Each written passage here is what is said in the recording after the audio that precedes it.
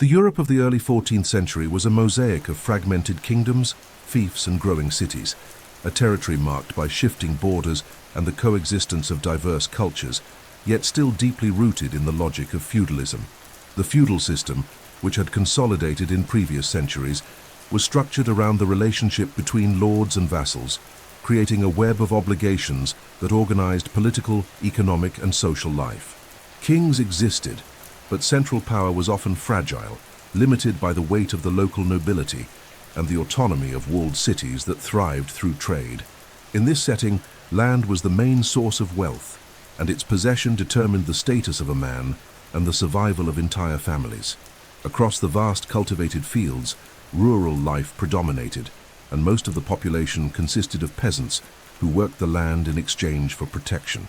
They lived in small villages surrounded by forests and rivers, subjected to obligations such as paying taxes in grain, performing manual labor, and giving part of their harvest to feudal lords. These villages were simple, made up of wooden and clay houses with thatched roofs, and life there was dictated by the seasons and the religious calendar.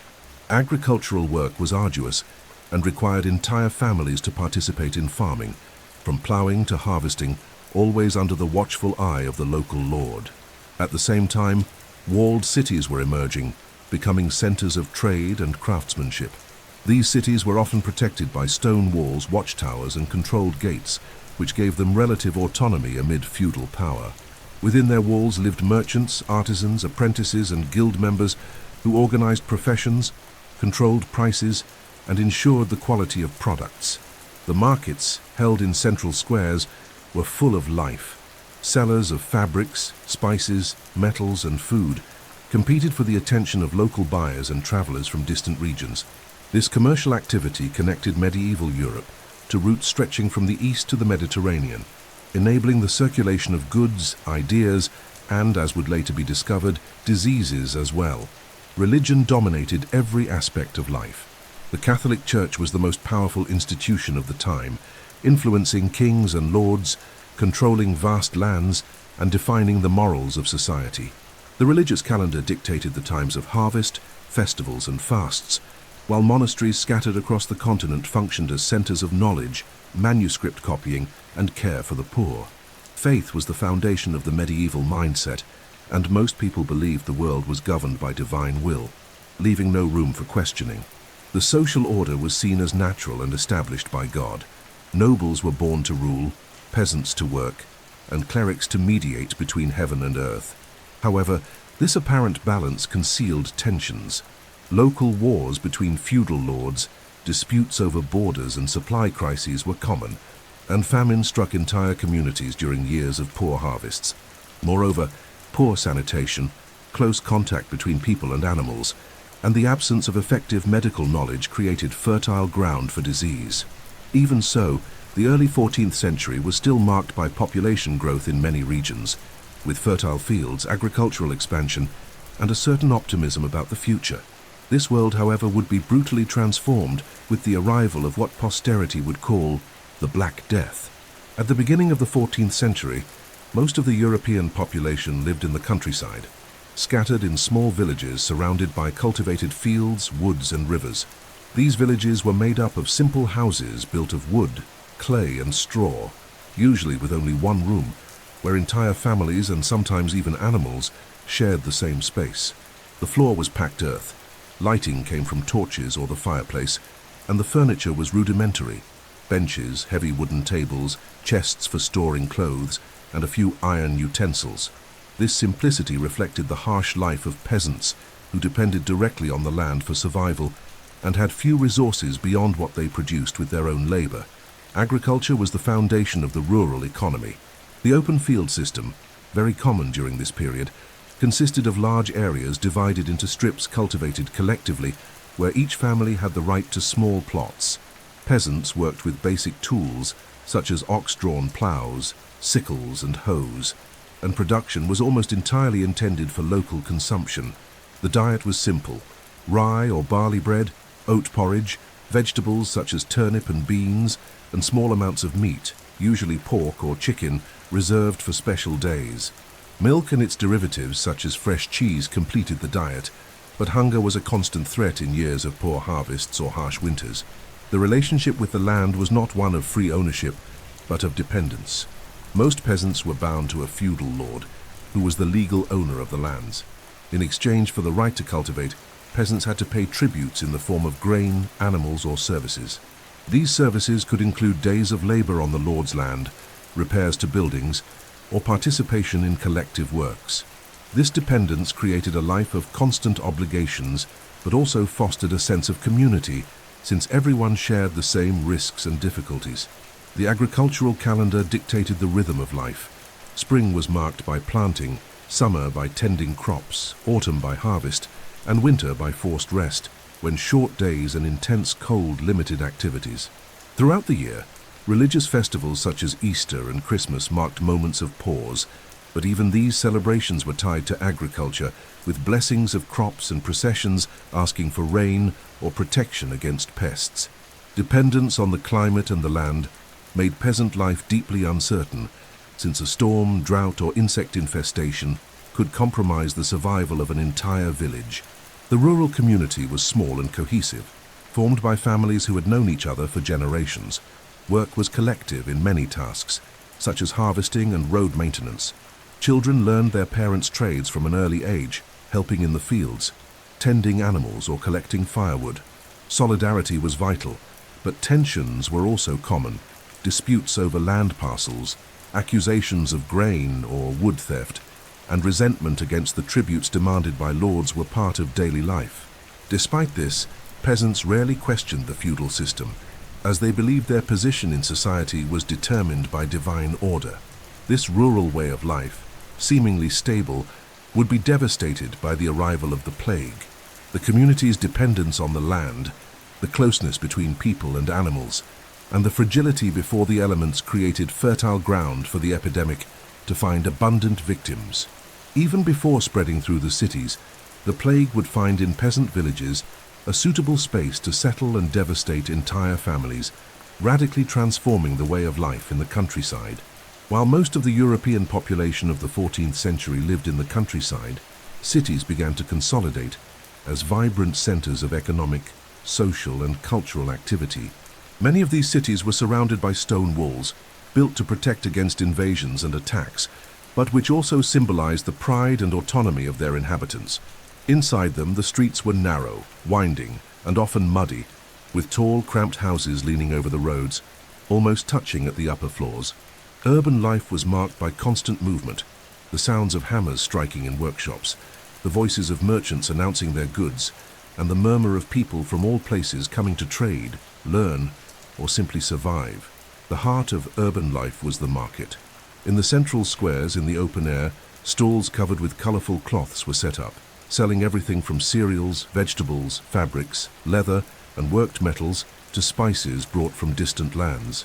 These markets were not just places of economic exchange, but also social spaces where news, rumors, and local political decisions spread.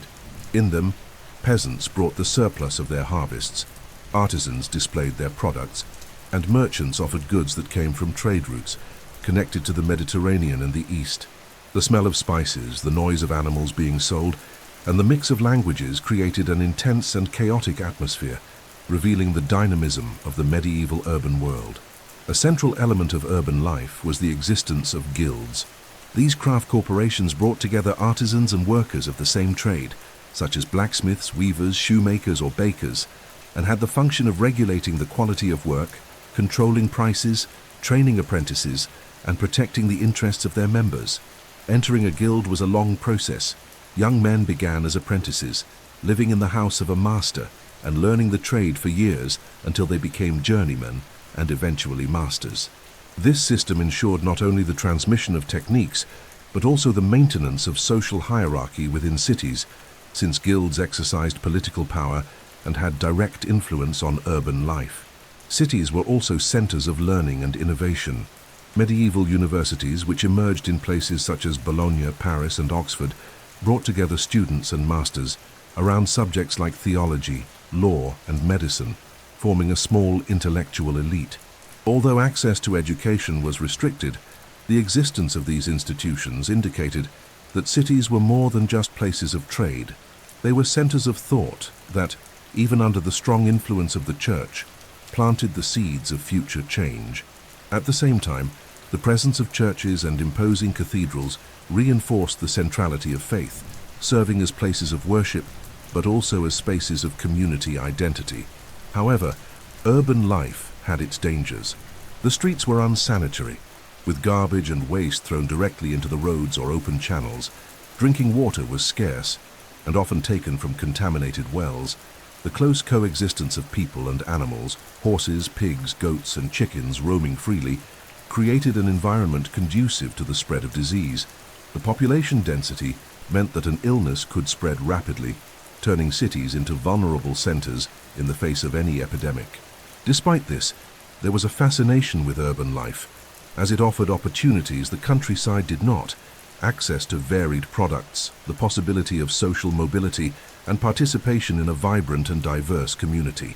These cities, pulsing with commerce and daily life, would also be the hardest hit when the Black Death spread. The same movement that brought wealth and novelty would be the gateway for the invisible death, which would find in the narrow and filthy streets, in crowds and in markets, fertile ground to devastate entire populations in a matter of weeks. European society at the beginning of the 14th century was rigidly structured in layers, organized around duties and privileges that seemed immutable. This division was known as the tripartite order, a concept that saw humanity separated into three essential functions: those who prayed, those who fought, and those who worked. At the top were the nobles and warriors, responsible for protection and governance. Next came the clergy, who held spiritual power and defined morality, and at the base was the vast majority made up of peasants, responsible for sustaining the entire pyramid with their labor. On the margins of this structure were the marginalized, landless poor, beggars, foreigners, heretics, and other excluded groups who lived outside the established order. The nobility was composed of kings, princes, dukes, counts, and knights who concentrated power, prestige, and land. Noble titles were hereditary and reinforced by bonds of vassalage in which lesser lords swore loyalty to more powerful lords, offering military service and political support in exchange for protection and land. Noble life was marked by stone castles, banquets, tournaments, and local wars, but also by the duty to protect their subjects and administer their lands. Despite their privileges, the nobility depended deeply on the work of peasants, for it was they who produced the resources that sustained the display of wealth of the ruling class. The clergy occupied a singular position, moving between spiritual power and temporal power. The Catholic Church controlled vast expanses of land, possessed immense wealth, and exercised direct influence over kings and nobles. There was a clear hierarchy within the Church itself. At the top were the Pope, cardinals, and bishops. At the base, parish priests and monks living in monasteries. For the common man, the Church was the center of social and spiritual life. It celebrated baptisms, marriages, and funerals, dictated holy days, and defined the moral rules everyone had to follow. The clergy not only cared for souls, but also accumulated economic, political, and cultural power, serving as the guardian of written knowledge in an age when most of the population was illiterate. At the base of this pyramid were the peasants, who represented the overwhelming majority of the population. Their lives were of ceaseless labor, marked by obligations to feudal lords and tributes to the church. Some peasants were free, but most were bound to the land for life, unable to leave the estate without the lord's permission. These men and women plowed, sowed, and harvested, sustaining the entire social structure with their physical effort. Despite the harshness of life, there was a sense of community among them, sharing religious festivals, mutual aid, and a culture transmitted orally. On the margins of all this were excluded groups that did not fit into the traditional order. Beggars, wanderers, poor widows, orphans, foreigners, and religious minorities such as Jews lived constantly vulnerable, targets of mistrust, persecution, and violence. Many survived on alms, small jobs, or practices seen as suspicious, such as witchcraft or divination. This marginalized group was often blamed for collective misfortunes, such as poor harvests, wars, and later, for the Black Death itself. This social order, seemingly solid and sustained by centuries of tradition, would be put to the test when the plague arrived.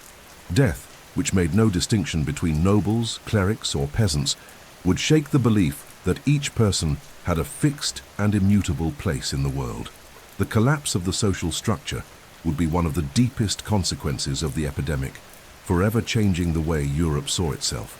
The medieval mindset at the beginning of the 14th century was shaped by a deeply religious worldview, in which every event in life was interpreted as part of the divine plan.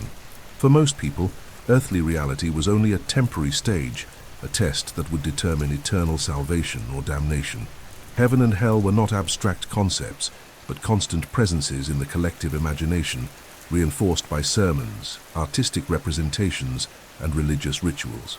The belief that God governed every detail of existence made wars, natural disasters, diseases, and even harvests be seen as rewards or punishments sent from above. This dominance of faith created a society where religion and superstition walked side by side. While the Church offered official explanations for the order of the world, popular traditions maintained practices inherited from earlier centuries. Amulets, secret prayers, signs in nature, and protective rituals were common among peasants and city dwellers. A sudden storm could be attributed to divine wrath, while a sick child could be seen as a victim of witchcraft or the evil eye. The line between the sacred and the magical was thin, and the medieval man often lived with both without perceiving contradiction. The vision of the cosmos was also deeply symbolic. Astrology played a central role in interpreting events, and many believed that the position of the stars influenced health, harvests, and even political decisions. Kings and nobles often consulted astrologers before wars or treaties, while physicians used celestial movements to guide diagnoses and treatments. This mentality reflected a need to find order and predictability in a world full of uncertainties, where hunger, war, and disease were constant threats. Furthermore, time was experienced differently. There were no clocks as we know them today, and the rhythm of life was marked by church bells, which dictated hours of prayer, work, and rest.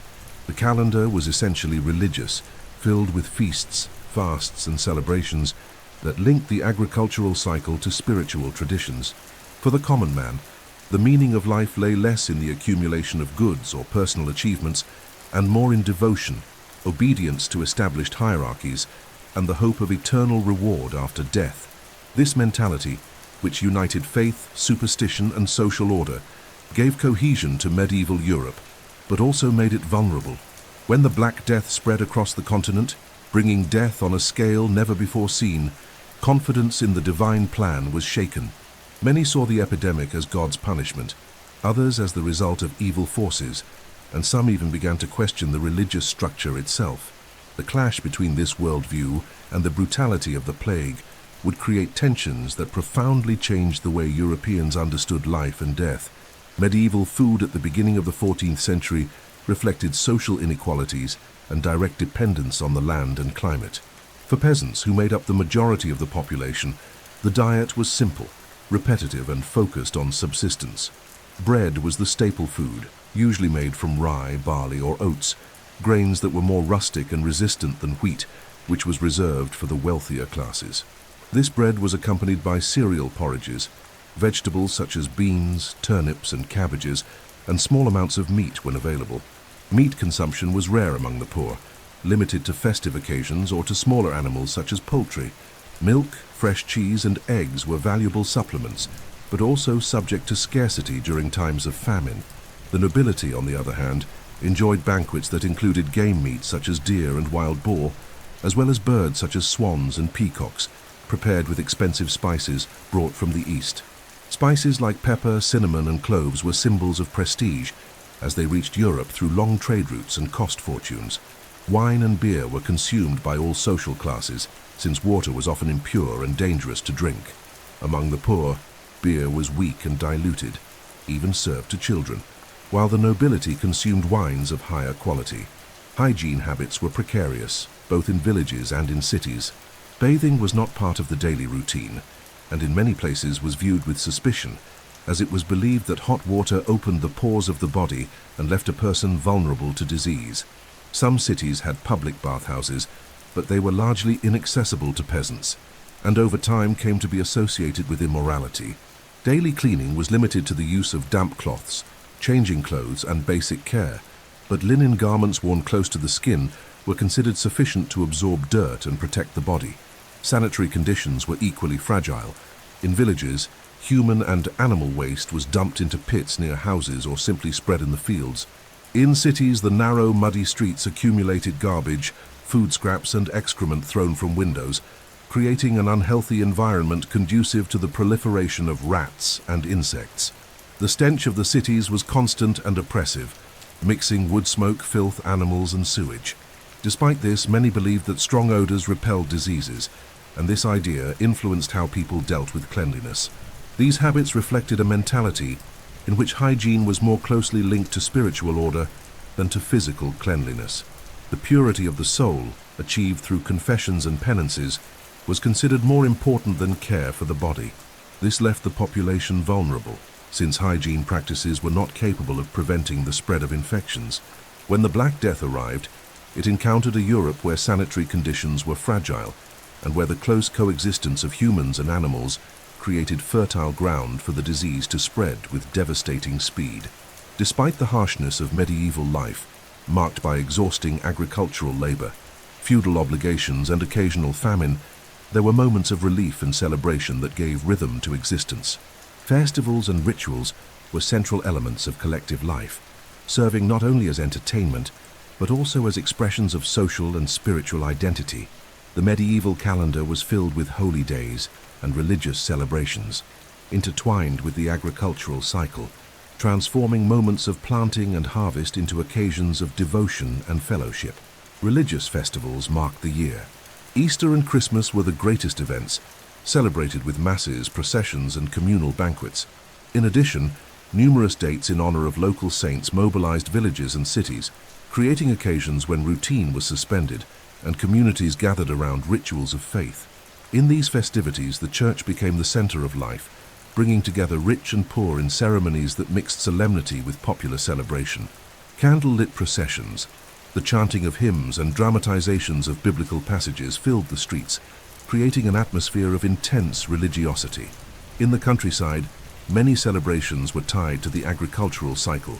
The arrival of spring, the height of summer, and the end of harvests were accompanied by community festivities that included circle dances, music with simple instruments such as flutes and drums, and shared meals.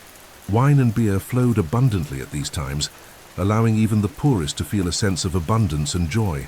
Popular games such as races, contests of strength, and even improvised performances completed the festivities.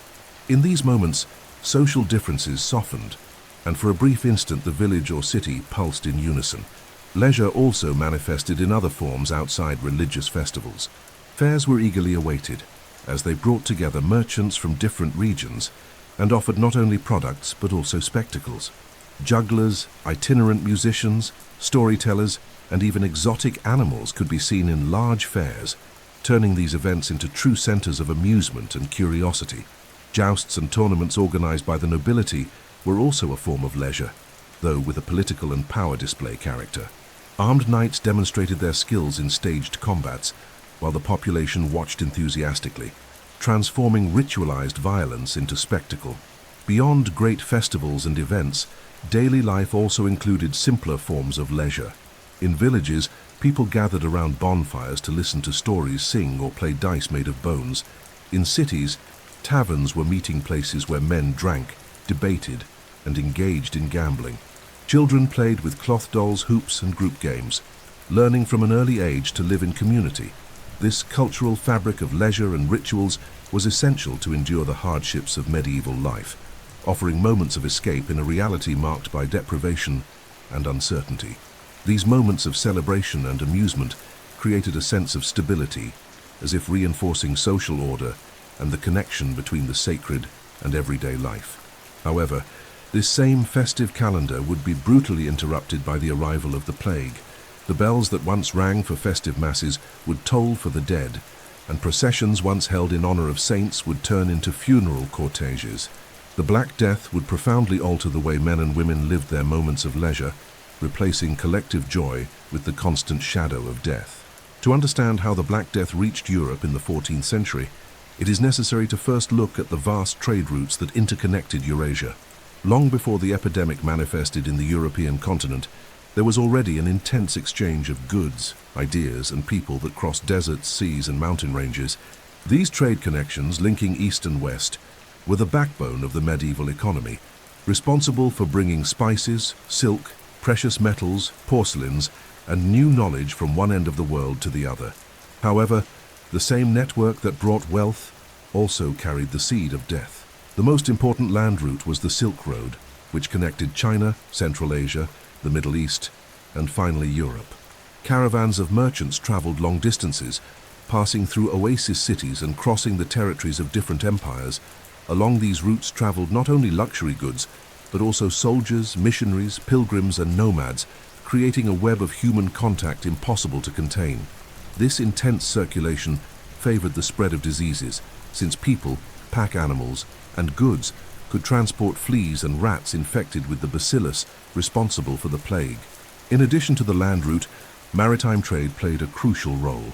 The Mediterranean Sea, the Black Sea, and the Indian Ocean were crossed by ships loaded with spices, grains, wines, and fabrics. Ports bustled with activity. Sailors unloaded goods, merchants negotiated prices, slaves were sold, and pilgrims embarked towards sacred lands. This intense movement of ships and crews meant that any disease present in one port could quickly be carried to another, creating a constant flow of risk. It was through these maritime routes that the plague found a direct path into Europe. Historical accounts indicate that the Black Death originated in the steppes of Central Asia, where the bacillus circulated among wild rodent populations. The expansion of the Mongol Empire in the 13th and early 14th centuries created ideal conditions for its spread, as it unified vast territories under a single administration, intensified trade, and provided relative safety for caravans. The so-called Pax Mongolica allowed merchants to travel farther and faster than ever before, but it also opened the way for diseases to cross borders at unprecedented speed. Over time, the plague reached cities in China and the Middle East, spreading in devastating local outbreaks. Merchants unknowingly carried in their ships rats and fleas infected, which traveled hidden in holds among sacks of grain and bundles of fabrics. When these ships docked in ports of the Black Sea, the disease was already prepared to launch itself upon the European continent. Trade, which for centuries had been a source of prosperity and connection, now became the invisible path along which death would move.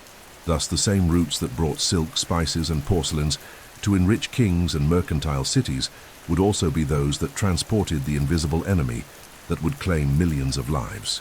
Europe, without knowing it, was about to be struck by one of the greatest shocks in its history, a collapse that would respect neither borders, nor walls, nor privileges. The first reports of the Black Death in Europe are directly linked to the ports of the Mediterranean, which in the 14th century were true centers of entry and exit for goods, travelers, and ships arriving from distant lands. These ports were vibrant, full of merchants, sailors, artisans, and pilgrims circulating daily, making them the ideal point for the spread of any disease.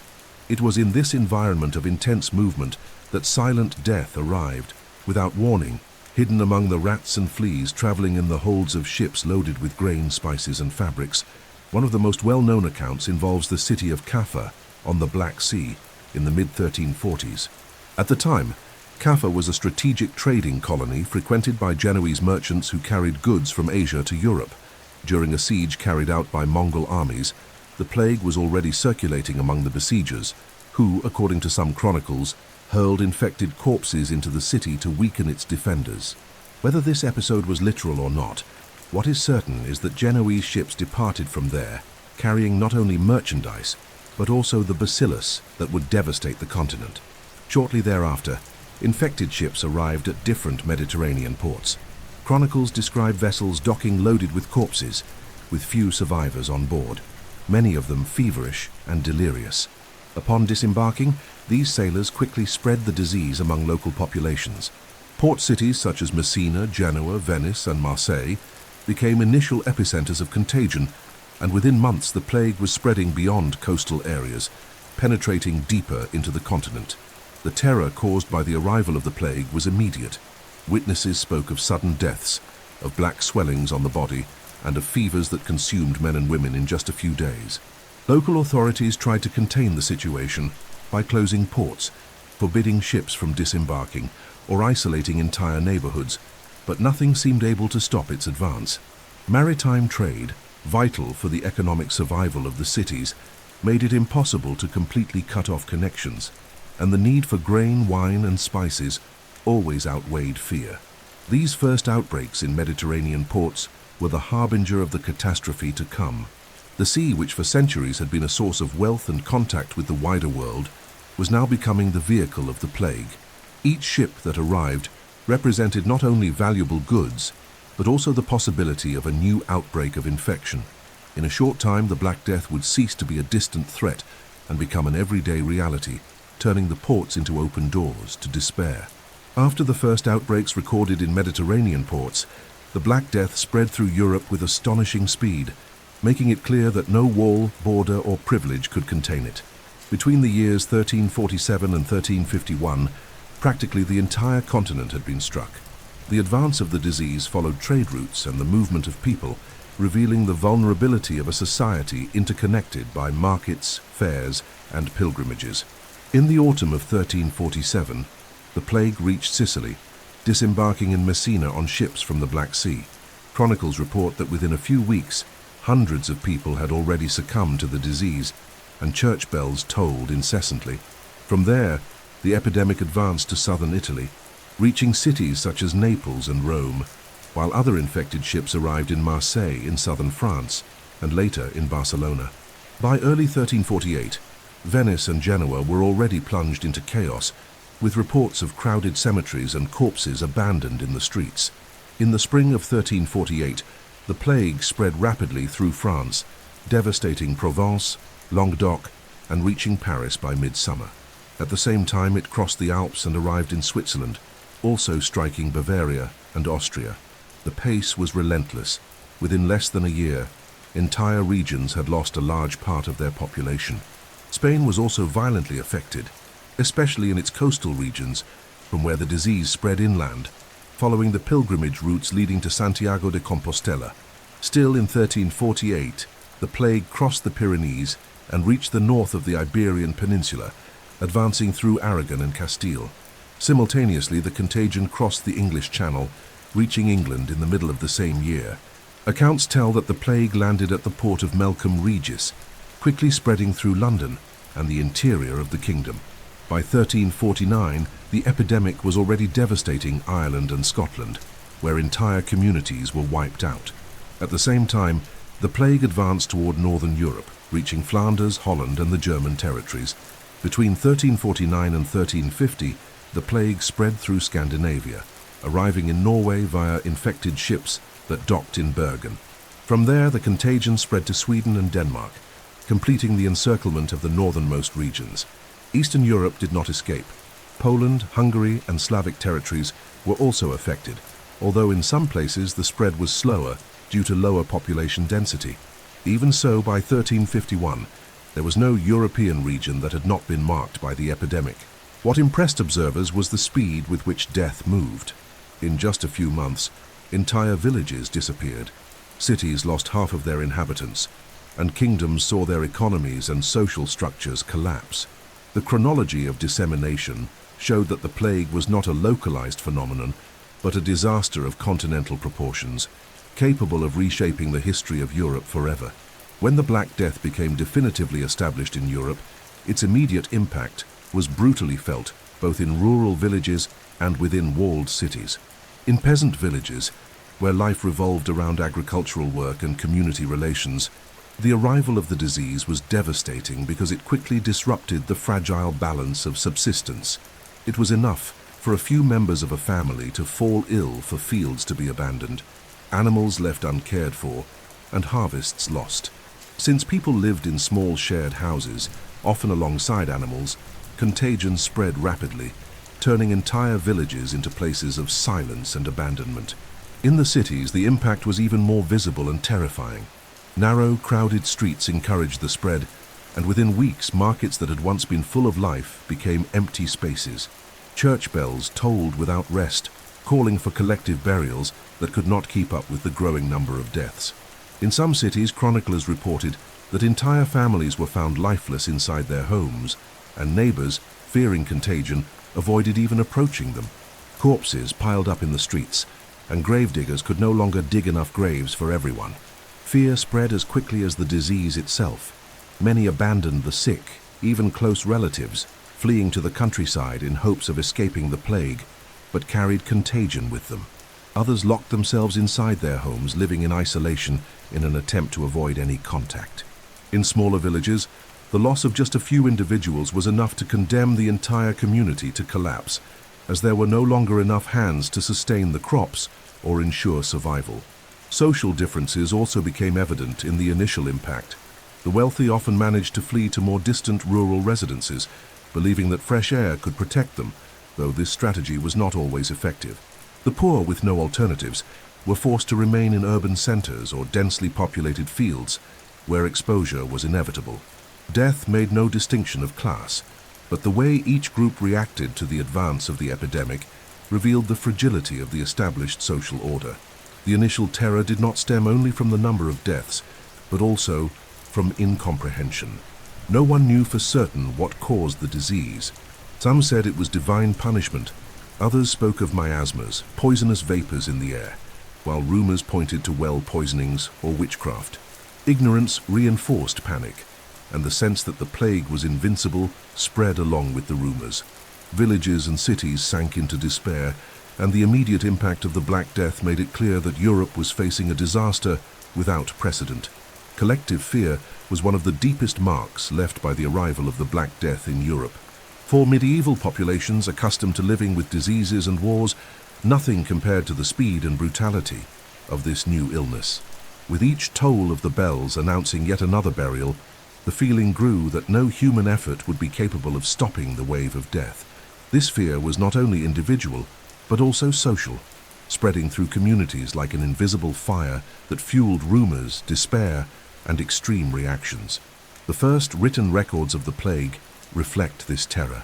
Chroniclers, religious figures, and physicians of the time tried to describe what they saw, often with a tone of astonishment and helplessness. Giovanni Boccaccio in Florence wrote in the prologue to the Decameron about the swiftness of death, describing healthy people in the morning who were dead by nightfall. In Marseille, chroniclers reported silent streets and abandoned houses, while in Paris, medical notes spoke of the futility of traditional treatments against the new disease. These texts not only documented suffering, but also revealed the cultural shock in the face of something that seemed beyond any rational explanation. Collective fear generated immediate reactions. Many believed the plague was a divine punishment and sought desperate forms of atonement, whether through religious processions or self-flagellation. Others surrendered to the opposite behavior, plunging into feasts, drunkenness, and excess, believing that since death was inevitable, the only option was to enjoy the last days. The contrast between extreme penitence and indulgence in pleasure showed how the medieval mind sought ways to confront the incomprehensible. Insecurity also fostered distrust among neighbors and communities. Rumors of well poisoning, foreign conspiracies, or witchcraft spread quickly, fueling persecution and violence against minorities. The fear of the plague was not only physical, but also psychological, corroding social cohesion and turning the epidemic into a phenomenon that struck both body and soul. These records and reactions reveal that the Black Death was not only a devastating disease, but also a collective trauma that deeply marked Europe's memory. Fear became part of daily life, and the writings of those who survived remain as testimony to a time when the world seemed to stand at the edge of its end. The medieval houses of the early 14th century directly reflected the living conditions and resources available to each social class, but in all cases, they shared characteristics that created an environment favorable to the spread of the plague. In peasant villages, most constructions were simple, made of wood, clay, and straw. Many had only a single room, where the whole family slept, cooked, and lived together. Farm animals such as chickens, pigs, and goats often shared the same space, especially in winter, when the cold demanded collective shelter. This proximity between people and animals facilitated the circulation of fleas and rats, the main transmitters of the plague. In the cities, houses were taller and narrower, built of stone or wood, lined up along small winding streets. The ground floor usually functioned as a workshop or shop, while the upper floors served as living quarters. These upper floors projected outward, almost touching neighboring houses. making the streets even darker and more stifling. This population density created ideal conditions for the rapid spread of diseases, since contact between neighbors was constant and unavoidable. Small windows, often without glass, allowed little air and light to pass through, increasing humidity and leaving rooms oppressive. The interior of these houses revealed the precariousness of hygiene. Floors were made of packed earth or rough wood, covered with straw that was rarely changed, accumulating dirt, food scraps, and insects. Fireplaces used for cooking and heating blackened the environment with smoke, leaving walls and ceilings impregnated with soot. Bedding was scarce and rarely washed, and the linen clothing worn next to the skin was considered sufficient to absorb impurities, a practice that, instead of protecting, only worsened unsanitary conditions. Another decisive factor was waste disposal. In villages, improvised cesspits or simple holes served this purpose, but they often lay close to houses, contaminating soil and water. In cities, it was common for excrement to be thrown directly from windows, falling into streets already filled with garbage and animal remains. This environment attracted large numbers of rats, which found in cellars, barns, and grain stores the perfect place to thrive. Fleas infesting these rodents easily jumped to humans, turning every home into a potential focus of contagion. The houses of nobles and the wealthy were not immune. Although more spacious and built in stone, they also suffered from poor ventilation, the proximity of servants, and the presence of animals. Even in castles, where the sense of protection was greater, the plague found breaches through servants, travelers, and goods. Thus, regardless of the size or luxury of the dwelling, all shared vulnerabilities that transformed homes into places of risk. These conditions reveal how the very structure of medieval domestic life favored the spread of the plague. Houses, which should have been shelters of protection, became invisible traps where contagion circulated without barriers. Family intimacy, proximity to neighbors, and coexistence with animals created the perfect ground for the disease to find victims in every household, turning the most intimate space of medieval man into a stage of death. The urban environment of the 14th century was the perfect stage for the multiplication of rats and fleas, the main vectors of the Black Death. Medieval cities were densely populated places, with narrow, poorly paved streets filled with accumulated garbage, food scraps, and human waste. The constant stench of filth mixed with smoke, animals, and sewage, creating an unhealthy atmosphere that inhabitants considered normal. In this environment, rats thrived, finding shelter in cellars, grain stores, taverns, barns, and even inside homes. These rodents, especially black rats, had an impressive ability to adapt to human life. They fed on scraps abandoned in the streets and on grain stored in warehouses and barns, multiplying at a rapid pace. More than mere intruders, they became an invisible part of urban daily life, to the point where no one found their constant presence strange. However, the greatest danger did not come from the rats themselves, but from the fleas infesting their bodies, carriers of the plague bacillus. When rats died in large numbers due to infection, fleas abandoned their hosts in search of new bodies, easily leaping onto dogs, cats, and especially humans. The architecture of cities favored this dynamic. Wooden and stone houses were full of cracks, gaps, and holes that served as hiding places for rats. Streets were rarely cleaned, and many turned into real corridors of garbage where dead animals remained for days before being removed.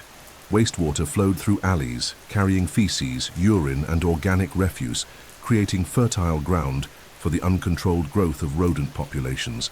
At every corner, taverns, stables, and markets contributed to the abundance of food and shelter, sustaining ever larger rat colonies. Fleas, almost invisible, completed this cycle. They spread easily, passing from one host to another in a matter of seconds. A single ship, carrying grain infested with rats and fleas, could introduce the plague into an entire city upon docking at the port, and a single house, with its dark corners, accumulated straw, and rarely washed clothes, could harbor hundreds of parasites that spread from person to person. Thus, the medieval urban environment, already marked by precarious sanitation, became the ideal ground for the explosion of an unprecedented epidemic. It is important to remember that, for the people of the time, the link between rats, fleas, and the plague was not understood. They believed the disease came from corrupted air, from harmful vapors, or even from divine punishment. While the population sought answers in the invisible, the real threat moved in front of their eyes. hidden in the corners of the streets, among stored grain, and beneath beds. The normality of the presence of rats and fleas allowed the plague free ground to establish itself, transforming urban daily life into a field of death. The arrival of the Black Death did not bring death only through the disease itself, but also triggered a food crisis that deepened the suffering of European populations. In normal times, the diet was already limited and depended directly on the annual harvest. But when the plague disrupted agricultural work, scarcity turned into widespread famine. In villages, it was enough for a few families to be wiped out, for fields to be abandoned, animals left uncared for, and harvests lost. In cities, which depended on products coming from the countryside, the interruption of supply resulted in empty markets, exorbitant prices, and a climate of collective despair. Surviving peasants struggled to maintain production, but the death of neighbors and relatives drastically reduced the labor force. Many fields remained uncultivated during the most intense years of the plague, and what was produced was not enough to meet demand. Hunger led to improvisation. Tree bark was ground and mixed into bread, roots and wild herbs were consumed as meals, and animals once little valued, such as dogs and cats, began to be slaughtered in moments of desperation. In some accounts, there are mentions of families disputing food scraps left in markets or even gathering fallen grains from the streets. In cities, the situation was even more dramatic. Trade, which had once supplied markets with products from various regions, collapsed when ships stopped docking for fear of contamination, and caravans avoided roads infested by plague. This meant that spices, wines, and rare fabrics ceased to circulate, but more importantly, grains and staple foods also became scarce. The price of bread skyrocketed, becoming inaccessible to the poorest. In many places, hungry crowds looted warehouses and fairs, defying authorities who could do little in the face of chaos. Hunger and poor nutrition made people even more vulnerable to the plague. Weakened bodies resisted infection less, and entire communities saw their physical and psychological defenses collapse at the same time. Malnutrition also worsened secondary diseases such as fevers, diarrhea, and respiratory infections, increasing deaths beyond those directly caused by the plague. This spiral of misery made the feeling of the end of the world even stronger, since it was not only death brought by disease, but also hunger that haunted villages and cities. Even the rich were not entirely protected. Although they had food stocks and access to better products, the interruption of trade also affected their banquets and displays of wealth. In addition, fear of contagion led many to dine in isolation, surrounded only by servants, but the disease respected neither walls nor full coffers. Hunger, in this sense, was a partial social equalizer. It struck the poor most cruelly, but also made the most powerful realize the fragility of the world in which they lived. In the collective imagination, the lack of food was seen as yet another sign of divine wrath. For many, the famine that accompanied the plague was no coincidence, but part of the punishment sent by God to chastise humanity. Thus death came in two forms, through bodies consumed by disease, and through the slow agony of hunger, which silently destroyed families and communities.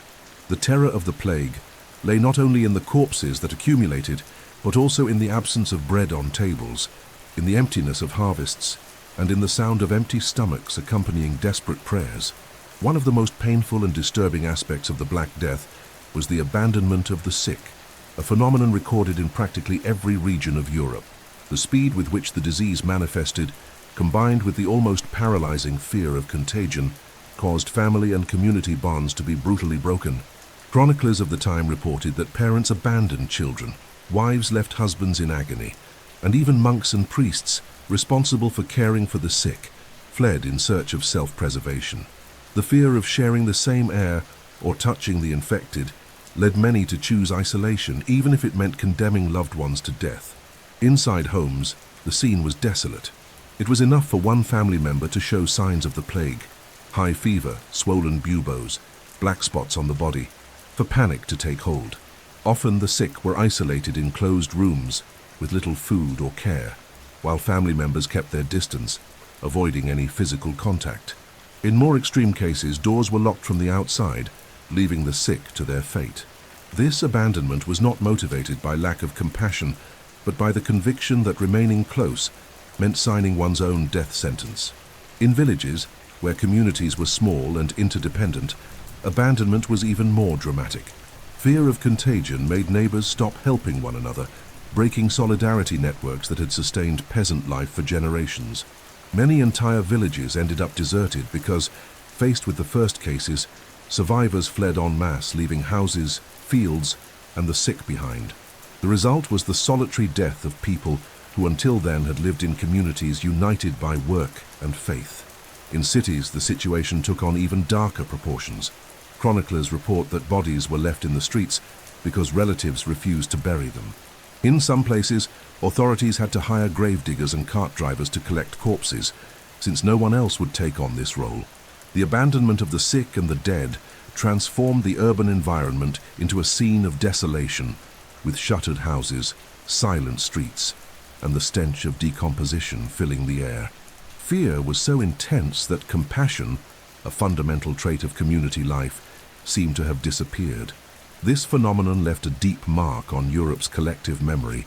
The plague not only claimed lives, but also corroded the moral foundation of medieval society, which until then had been sustained by family ties, community solidarity, and religious faith. The abandonment of the sick symbolized the collapse of these values, revealing the psychological dimension of the epidemic. Fear became stronger than love, and self-preservation more powerful than pity. In a world where even blood ties dissolved in the face of the invisible threat, the Black Death consolidated its image as an absolute catastrophe, not only because of the number of deaths, but also because of the destruction of the very idea of shared humanity. Among all the victims of the Black Death, few suffered as much as children. In a society already marked by high infant mortality, the arrival of the plague made childhood an even more fragile and uncertain period. Children were especially vulnerable to the disease, as their frail bodies resisted infection less, and because they often depended entirely on adults who, when sick or dead, left them unprotected. Chroniclers reported that entire villages saw boys and girls abandoned, orphaned, or even dead in silence with no one to bury them. In many homes, when parents succumbed, children were left to their own fate. Some tried to survive by wandering the streets in search of food, while others remained beside the corpses of relatives, unable to understand what was happening. This scenario created a wave of orphans, wandering aimlessly, increasing misery and social chaos. Hospices and monasteries sheltered some of these little ones, but the number of children without families was so great that many ended up neglected, falling into begging or dying of hunger. The fate of children also reflected collective fear. Many adults, even close relatives, refused to take them in, fearing they might be infected. Suspicion of contagion led boys and girls to be rejected, which intensified abandonment and loneliness. In some accounts, entire groups of orphaned children formed small survival communities, helping one another amid collapse. These images of lost innocence became symbols of the plague's most cruel human impact. Beyond immediate suffering, the plague also altered the role of children in society. With so many adults dead, many were forced to take on responsibilities once reserved for their elders, caring for younger siblings, working in the fields, or trying to maintain the family trade. This premature maturity imposed by tragedy created a generation marked by the direct experience of loss and survival in extreme conditions. The collective trauma of child death also resonated in the culture of the time. Sermons, chronicles, and even artistic representations highlighted the fragility of children as examples of the plague's cruelty. The sight of small bodies being buried in mass graves shocked even those most accustomed to the harshness of medieval life. For many, the mass death of innocents was definitive proof that the plague was a divine punishment, a sign that God had abandoned his creation. Thus, the fate of children during the Black Death was not only a consequence of the epidemic, but also a reflection of the social disintegration it caused.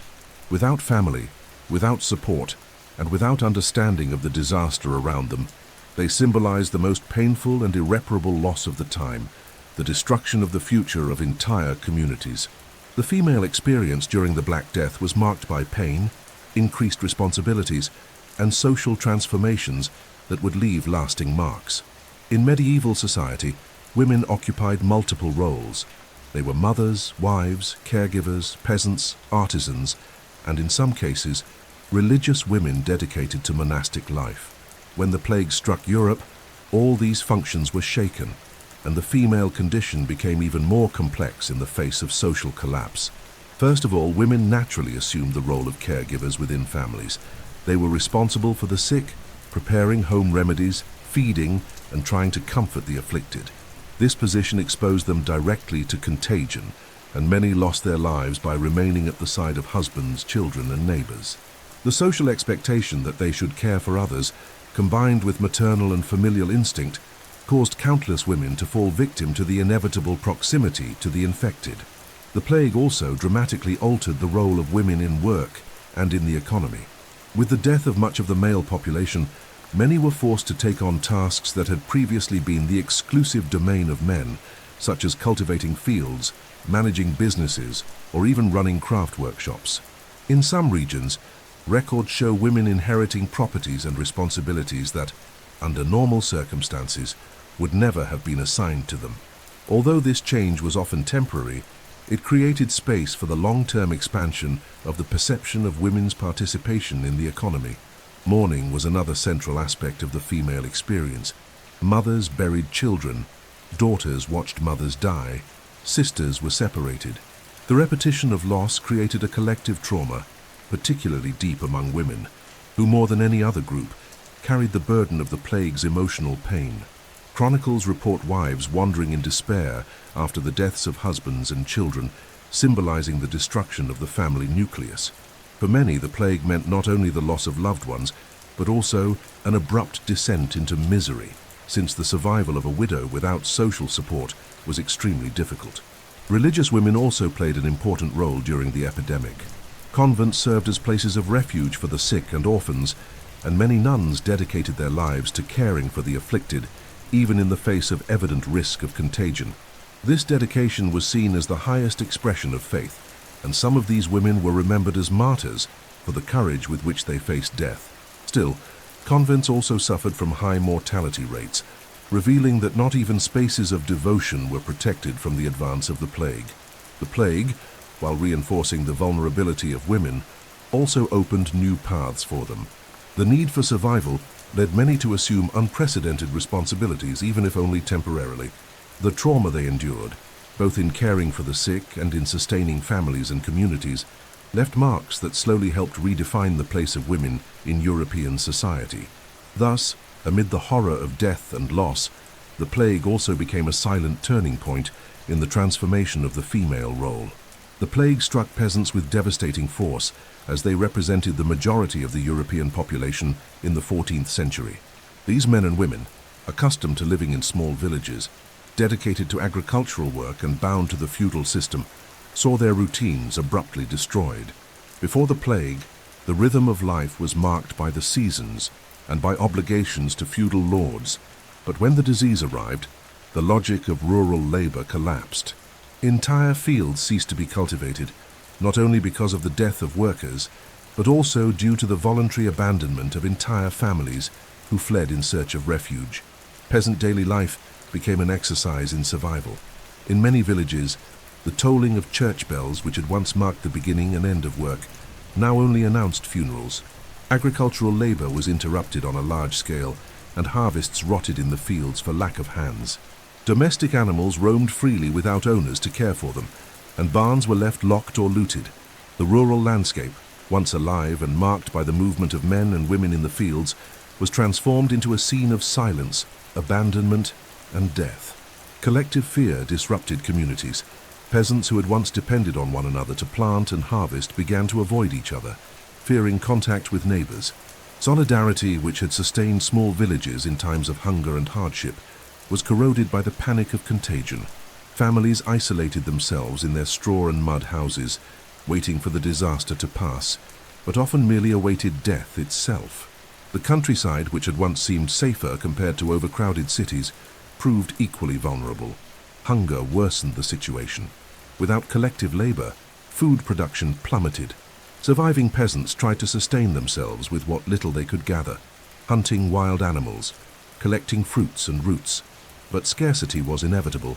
In some accounts, entire communities were abandoned, and villages ceased to exist, swallowed by the silence of oblivion. This disorganization not only destroyed lives in the present, but also jeopardized future survival, since the lack of cultivation meant no reserves for the following years. Paradoxically, peasants who survived the plague also faced new possibilities. With so many dead, the shortage of labor increased the value of agricultural work. Many feudal lords, once rigid in their demands, began negotiating better conditions to keep workers on their lands. In some cases, serfs managed to escape servitude and gain freedom in other regions, taking advantage of the fragility of the feudal system. Thus, although the plague brought pain and destruction, it also sowed the seeds of social transformation that in the long term would weaken the feudal order. The daily life of peasants amid the collapse of the plague was therefore marked by loss, fear, and the breakdown of communities, but also by the silent reconfiguration of social relations. They were at once the greatest victims and the agents of change that would forever alter the balance between lords and workers at the heart of medieval Europe. In the cities, where population density was higher and hygiene conditions more precarious, the impact of the Black Death manifested itself even more dramatically than in the countryside. Streets that had once been full of vendors, apprentices, artisans, and merchants turned into silent and desolate spaces. The bustle of markets gave way to the sound of carts collecting corpses, and the smell of spices and fresh food was replaced by the constant odor of decomposition. The collapse of urban life was quick and visible, transforming vibrant commercial centers into ghost towns. Death spread at such an accelerated pace that cemeteries could not absorb the number of bodies. Mass graves were hastily dug, and corpses were often stacked in layers, covered only by a thin layer of earth before new bodies were thrown on top. Gravediggers, overburdened and constantly exposed to the disease, also fell ill, which further worsened the problem. In some cities, there were not enough hands to bury the dead, and bodies remained abandoned for days in the streets or inside houses, heightening the panic of the surviving population. Daily life simply stopped. Workshops closed their doors, markets were deactivated, and schools suspended activities. Church bells, which had once marked moments of prayer and celebration, now rang almost exclusively to announce deaths. Taverns, squares, and public baths, places of gathering and sociability, stood deserted. The medieval city, once a symbol of dynamism and movement, sank into a state of collective paralysis, where every encounter with another human being was seen as a potential risk of death. The urban collapse also had profound psychological effects. Many abandoned their homes, fleeing to the countryside in search of refuge, but ended up carrying the disease with them. Others locked themselves in their houses, refusing contact even with relatives. Isolation and fear corroded trust among neighbors, weakening the social networks that sustained life in the cities. The walls, which had symbolized protection against external invaders, proved useless against an invisible enemy that infiltrated through trade routes and human relationships themselves. The economic consequences were immediate. With workshops and businesses closed, artisanal production collapsed. Regional fairs, which connected different cities and sustained much of the economy, were interrupted. The supply of grains and other foods dropped drastically, and prices soared. Hunger compounded the plague, creating a scenario of widespread misery. Even the wealthiest who tried to protect themselves in isolated houses could not escape the shortages and saw their power weakened in the face of death that ignored titles and fortunes. The collapse of urban life was therefore more than an immediate consequence of the plague. It was the destruction of a way of life that had been strengthening for centuries. Cities that symbolized the economic and cultural growth of medieval Europe were transformed into centers of death and abandonment, revealing the fragility of a society that, in just a few decades, would see its historical balance irreparably altered. When the Black Death devastated Europe in the 14th century, the Catholic Church, the greatest spiritual and moral authority of the time, was called upon to provide answers. For a deeply religious society, nothing happened without God's permission, and the epidemic could only be seen as a divine sign. From the earliest outbreaks, bishops, priests, and monks hurried to interpret the tragedy as punishment for humanity's sins. Fiery sermons echoed in cathedrals and public squares, warning that lust, greed, blasphemy, and disrespect for God's laws had drawn divine wrath upon Christians and non-believers alike. These sermons sought not only to explain, but also to guide. The faithful were urged to repent, confess their sins, and intensify religious practices. Fasts, penances, and processions multiplied in several cities in an attempt to appease God's anger. In some places, ecclesiastical authorities ordered church bells to toll incessantly, calling the population to pray for mercy. For many, these practices were the only recourse in the face of a catastrophe that no medicine or military force could stop. The church also reinforced the idea that the plague was not only a collective punishment, but also an individual opportunity for salvation. Suffering, according to preachers, purified the soul, and sudden death was to be seen as a call to remain in a state of grace. This vision drove many to seek confession desperately, to make donations for masses dedicated to their souls, and to strengthen vows of devotion. At the same time, it generated a rush for indulgences and rituals that promised to reduce time in purgatory, revealing the economic dimension religion assumed even in times of despair. However, the Church's inability to stop the plague or offer more concrete explanations began to erode its authority. For every procession that was organized, there was the risk of worsening contagion as crowds filled the streets. In some cities, priests and monks died in such high numbers that parishes were left without spiritual assistance, and entire monasteries were wiped out. This collapse in the Church's capacity to act opened space for criticism and doubt, as many questioned why God allowed even the most devout and pious to perish. Thus, sermons and the view of the plague as divine punishment initially fulfilled the role of giving meaning to an incomprehensible tragedy. But as death spread indiscriminately among the just and the sinful, absolute trust in the Church began to falter. The Black Death not only claimed lives, but also corroded the spiritual authority of the institution that had shaped European mentality for centuries. Among the most extreme responses to the devastation caused by the Black Death was the movement of the flagellants. These groups emerged in several regions of Europe during the most intense years of the epidemic, organizing processions in which men, and in some cases even women, walked from city to city, publicly whipping themselves with scourges, chains, or wooden sticks with nails until they bled. For them, the plague was a divine punishment, and only radical penance could appease God's wrath and bring salvation to humanity. The processions of the flagellants were marked by an atmosphere of fervor and fear. Crowds gathered to watch men dressed in simple, usually white tunics, marching barefoot through the streets. They sang hymns, recited prayers, and, to the sound of penitential chants, raised their whips and scourged themselves before the eyes of the population. The blood flowing from their backs and shoulders was seen as a sign of extreme devotion, and many believed that this collective sacrifice could intercede with God. The movement of the flagellants grew rapidly, fueled by popular despair, and by the Church's inability to provide concrete answers. For peasants and terrified citizens, these groups represented a hope, however brutal, of redemption. Cities that received the flagellants saw their streets taken over by pilgrimages of men singing and bleeding, often followed by weeping crowds imploring divine mercy. The spectacle was both terrifying and fascinating, reinforcing the idea that salvation required physical pain and collective repentance.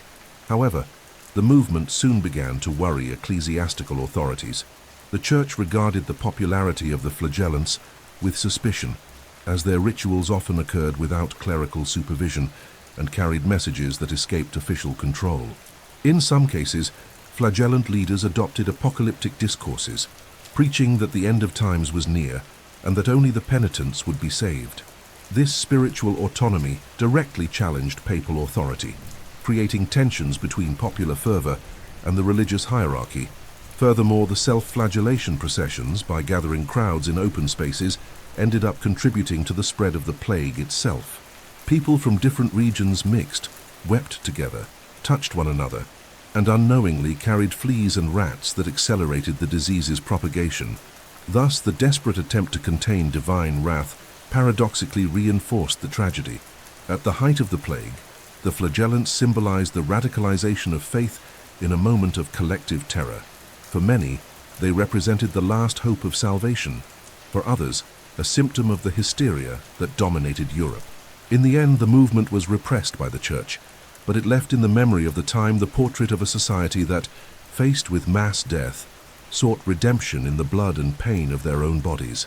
Amid the panic caused by the Black Death, when death spread without apparent explanation and sermons reinforced the idea of divine punishment, the need to find culprits became a constant. Medieval Europe, marked by religious and social tensions, turned its anger against minorities and foreigners, transforming entire communities into scapegoats for the tragedy. Collective fear turned into violence, and those who already lived on the margins of society became easy targets for popular frustration and despair. The Jews suffered the most from this process. Already the target of deep-rooted prejudice and distrust for their different faith, they were accused of poisoning wells, contaminating food, or conspiring to destroy Christian communities. Rumors spread quickly, inflamed by preachers and word of mouth in markets and taverns. In several cities, this resulted in massacres. Jews were persecuted, tortured, and killed in public executions, often without any evidence beyond gossip. In some places, entire communities were exterminated or expelled, reinforcing a cycle of hatred that had existed long before the plague. In addition to the Jews, foreigners in general were viewed with suspicion. Travelers, merchants, and even wandering beggars were accused of intentionally carrying the disease. Anyone considered an outsider could become a suspect, which increased the vulnerability of nomadic groups, such as the Roma, and of religious minorities considered heretical. Collective fear turned cultural and linguistic differences into signs of threat, justifying lynchings, expulsions, and executions. This process of persecution also had economic roots. In many cases, Jewish communities were responsible for activities related to credit and trade. Their destruction or expulsion meant, for indebted nobles and kings, an opportunity to rid themselves of financial obligations. Thus, violence was not only the result of irrational panic, but also of material interests disguised as religious zeal. The plague provided the perfect pretext to legitimize actions that, in normal times, would have been seen as abuses. The Church, although at times it tried to contain the violence, did not always manage or even wish to act effectively. Fiery sermons often reinforced the idea that the plague was the result of spiritual corruption, and this only fueled the search for culprits. The result was that the Black Death not only destroyed lives through contagion, but also intensified social and religious divisions, leaving a legacy of intolerance and violence. The persecution of minorities during the plague shows how fear can corrode social bonds and transform collective tragedy into justification for hatred.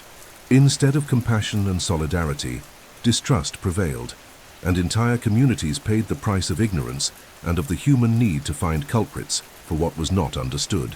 Amid the relentless advance of the Black Death, when medicine offered no answers and the Church could not stop death, many men and women turned to popular practices of spiritual and magical protection. Superstition, already part of medieval daily life, assumed a central role during the epidemic, offering hope amid despair. Amulets, secret prayers, and improvised rituals multiplied in villages and cities, revealing how faith and fear shaped survival strategies. Amulets were used by all social classes.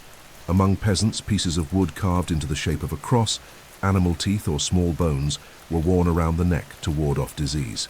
Among the wealthier, precious stones, religious medals, and objects blessed by clerics were carried as protection. Some believed that carrying fragments of sacred writings, such as passages from the Psalms or Marian prayers, could prevent the plague from approaching. Others relied on aromatic herbs sewn into small cloth bags and hung on clothing, believing that the strong smell repelled the miasmas, the poisonous vapors that, according to the mentality of the time, caused the disease. Prayers also intensified. In addition to official masses and processions, many families repeated specific prayers at home, transmitted orally, asking for the intercession of protective saints against diseases. Saint Roch, Saint Sebastian, and Saint Rosalia, for example, became central devotional figures associated with protection from epidemics. Improvised altars were erected in houses, with candles and images, and some prayed almost without interruption, believing that the constant repetition of sacred words created a spiritual barrier against the plague. Superstition went beyond amulets and prayers.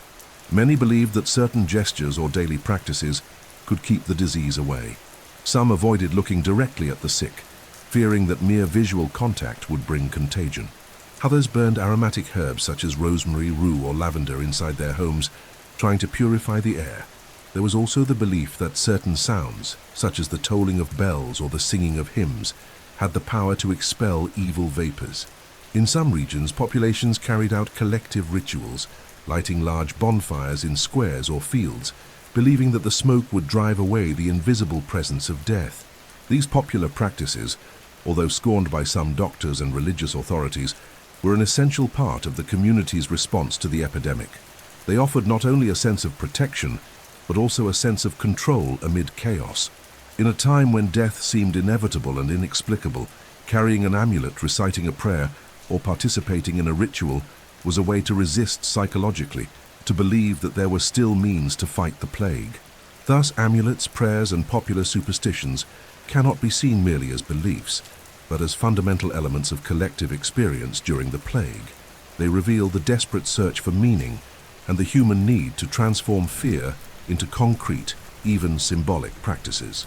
More than objects of faith, they were emotional anchors in a world dominated by the terror of death.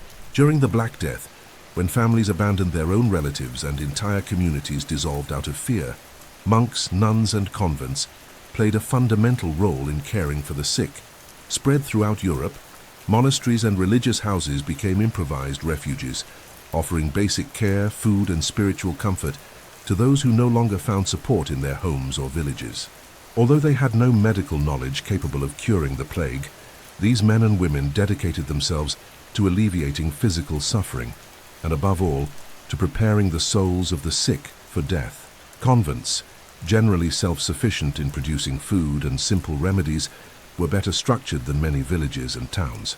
Their medicinal gardens provided herbs used in infusions, ointments, and fumigations, applied in attempts to relieve pain and fevers. Monks copied ancient medical manuals, mixing the little knowledge available with practices of prayer, fasting, and penance. Nuns, often in charge of infirmaries, cared for the sick with dedication, washing wounds, offering water, and accompanying the dying to their last breath. For many patients, dying in the arms of a religious figure meant ensuring a more peaceful passage into eternity. This effort, however, came at a devastating cost. In many regions, entire convents were wiped out. Monks and nuns, due to constant exposure to the sick, were infected in large numbers, and reports indicate that some religious communities lost nearly all of their members. Nevertheless, their dedication was seen as the highest expression of faith, and many were remembered as martyrs, having given their lives to fulfill the Christian commandment of caring for those most in need. This courage, in the midst of widespread flight and abandonment, reinforced the image of religious life as a moral refuge in times of despair. In addition to physical and spiritual care, convents also sheltered orphans, offering temporary refuge or even creating new religious vocations among the survivors. Many children deprived of family found in these places not only food, but also basic education and a path to monastic life. Thus, monasteries played a dual social role. While confronting death in their infirmaries, they also ensured the survival of part of the next generation. Despite all this effort, collapse was inevitable. The massive loss of religious members weakened the structure of the church, leaving parishes without priests, monasteries empty, and convents abandoned. The inability to stop the plague eroded the absolute trust society had placed in the church, but the memory of the sacrifice of monks and nuns endured as a testimony of compassion in a period when compassion seemed to have vanished. The role of monks and convents during the Black Death thus symbolizes the tension between faith, sacrifice, and impotence. Although they could not stop the epidemic, they offered dignity to thousands of abandoned patients, leaving in the collective memory the record that, amid chaos, there were still those who devoted themselves to the care of others. In 14th century Europe, medicine was deeply influenced by the legacy of antiquity, especially by the ideas of Hippocrates and Galen. The prevailing theory was that of the four humours, which affirmed that the health of the body depended on the balance between four fluids: blood, phlegm, yellow bile, and black bile. Each humour was associated with physical and psychological characteristics, and any imbalance would result in illness. Thus, when the Black Death began to spread, physicians and scholars interpreted the symptoms through the lens of this theory, trying to fit the buboes, fevers, and dark spots into a system that had already endured for centuries. According to this view, the plague was the result of an excess or corruption of humours, often aggravated by the quality of the air or food. It was believed that harmful vapours, called miasmas, entered the body and corrupted the internal fluids, causing fevers and infections. Breathing in damp, foul, or smoky places was seen as particularly dangerous, and people were advised to avoid strong odors or protect themselves with aromatic herbs. This explanation reinforced the practice of carrying flowers, spices, or perfumed vinegars, not only as superstition, but also as part of official medicine. The treatments derived from this theory aimed to restore the balance of humors.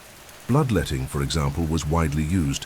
Physicians opened veins or applied leeches to remove the excess of blood.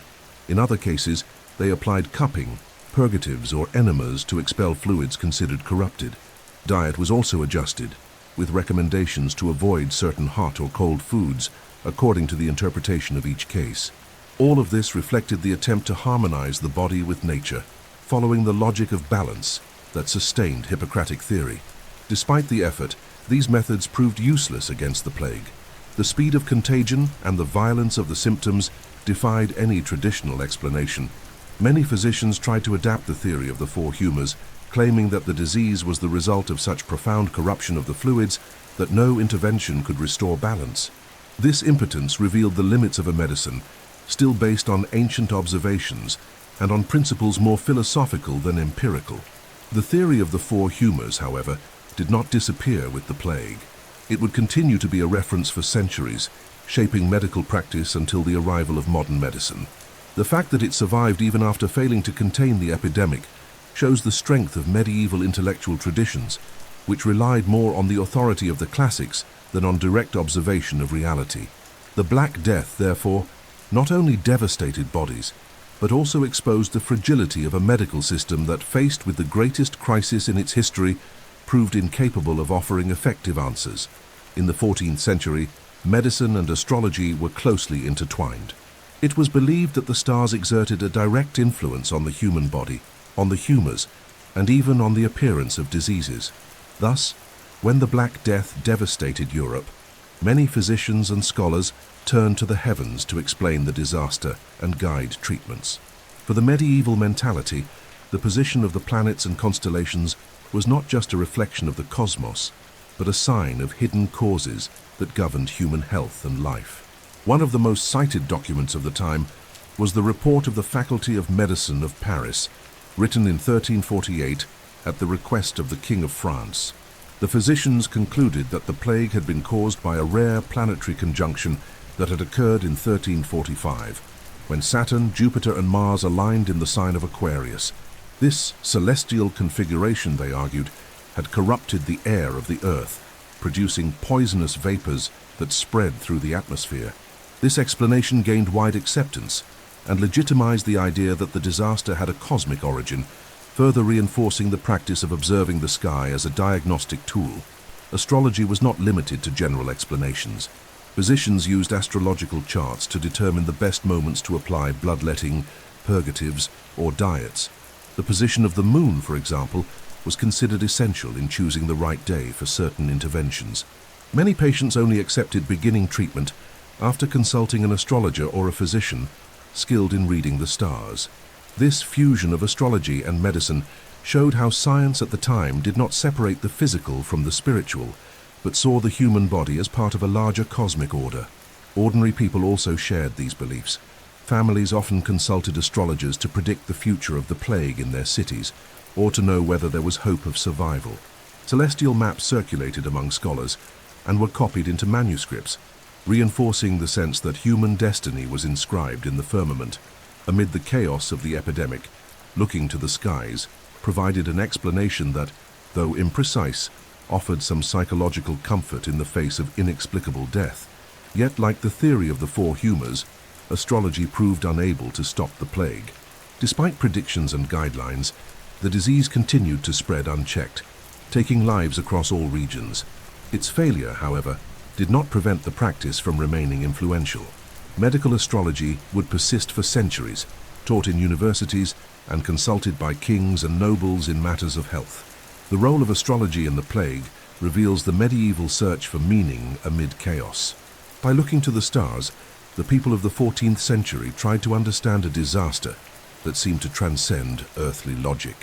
Even without offering a cure, Astrology provided explanations that reinforced the link between the body, nature, and the cosmos, showing how for the medieval mentality, health was inseparable from the universal order. The figure of the so-called plague doctor became one of the most recognized symbols of the epidemic that ravaged Europe in the 14th century. Although not all physicians of the time wore the iconic outfit, later consecrated by posterity, many accounts and later representations crystallized this image. Men covered from head to toe, dressed in long waxed tunics and masks shaped like a bird's beak, with round glasses and a long stick to keep distance from patients. This attire had both a practical and symbolic function, reflecting the fear of contagion as well as the prevailing medical conceptions about air and miasmas. The famous beak of the mask was filled with aromatic herbs, dried flowers, cloves, cinnamon, or wine vinegar. It was believed that strong odors purified the air being inhaled and repelled the poisonous vapors thought to carry the disease. The long clothing, usually made of leather or waxed fabric, prevented the body from coming into contact with the fluids of the sick. Gloves and the wooden stick served to avoid direct touch, allowing the doctor to examine or move patients without coming too close. Though rudimentary and ineffective against the true agent of the plague, the attire represented an attempt at protection against an invisible enemy. The medical practices of these professionals were deeply connected to the beliefs of the time. In addition to bloodletting and purgatives to balance the humors, plague doctors prescribed specific diets, the use of amulets, and baths with vinegar or herbs. Some recommended avoiding fresh fruits and raw vegetables, considered dangerous because they supposedly carried miasmas, while smoked meats and spiced wines were seen as safer. Isolation was also prescribed in some cases, although it was not always systematically practiced. Many of these doctors were hired by cities, which offered them fixed salaries to attend to the population during the epidemic. Because, faced with mass death, few professionals were willing to risk their lives voluntarily. Some contracts preserved in historical documents show that doctors received payments, housing, and even tax exemptions to remain in plague-stricken areas. Despite this, many died in the exercise of their function, making the profession both dangerous and short-lived. For the population, the presence of a plague doctor was at once a sign of hope and of terror. The arrival of a man dressed in black, with his face hidden by a beaked mask, announced that death had already taken hold of the city. At the same time, he represented the last attempt to seek treatment, or at least some relief from the symptoms. This figure became part of the collective imagination, a symbol of humanity's desperate struggle against an incomprehensible disease. Although their real effectiveness was practically non-existent, their existence demonstrates the search for practical responses in the face of tragedy. They embodied the fusion of limited medical knowledge, superstitious beliefs, and the social need to have someone confront death on behalf of others. The plague doctor, with his somber outfit and practices, became not only a character of history but also an icon of the memory of a time when humanity wandered lost between incipient science and absolute fear. While physicians tried to apply the theory of humors and resorted to rudimentary protective garments, apothecaries played a central role in the daily lives of populations during the Black Death. They were responsible for preparing and selling remedies made from herbs, minerals, and various mixtures, acting as a bridge between formal medical knowledge and popular practices. In many cities, apothecaries were as sought after as physicians, and their shops filled with strong aromas and colorful jars became places of hope for those seeking relief amid widespread death. The use of medicinal herbs had deep roots in European tradition. Monastic gardens had cultivated plants for centuries, preserving knowledge inherited from antiquity and from Arab practices. Rosemary, rue, lavender, and sage were considered air purifiers and were burned in homes or carried in sachets to ward off miasmas. Garlic, with its intense smell, was used both in food and in potions, believed to strengthen the body against disease. Aromatic vinegars prepared with herbs and spices were applied to clothing or used in baths in the hope of repelling contagion. Apothecaries also produced ointments and salves to apply over buboes, attempting to relieve pain or extract the noxious vapors thought to corrupt the body. Mixtures of mercury, sulfur, or arsenic were used in small doses, though often as dangerous as the disease itself. Potions made from wine boiled with herbs, honey syrups, and preparations with rare spices were sold at high prices, accessible only to the wealthier classes. For the poor, apothecaries offered simpler versions made with local plants and inexpensive ingredients. The apothecaries' shops were places of intense circulation. Amid the strong smell of dried herbs, roots, and resins, customers sought not only remedies, but also advice. Apothecaries, though not formally trained physicians, accumulated great practical experience and inspired confidence in the population. Their recommendations often mixed traditional medical indications with popular superstitions, creating a hybrid repertoire that adapted to the beliefs of each community. Despite all this dedication, the results were limited. Herbs and potions could relieve symptoms or provide psychological comfort, but they were incapable of stopping the spread of the plague. Nevertheless, the work of apothecaries left an important legacy. Their records of recipes and practices contributed to the preservation of knowledge of herbal medicine that would continue to be used for centuries. Moreover, the experience of the plague reinforced the importance of their function, consolidating apothecaries as central figures in medieval urban life. The use of medicinal herbs during the plague shows how, amid chaos, people clung to anything that could offer hope. Each jar, each sachet of herbs, each potion represented a chance to escape death or at least to face suffering with a bit more dignity. In this context, apothecaries were not only sellers of remedies, but guardians of a tradition that blended rudimentary science, faith, and superstition. Amid the terror of the Black Death, when scholarly medicine failed to provide effective answers, popular and superstitious treatments multiplied throughout Europe.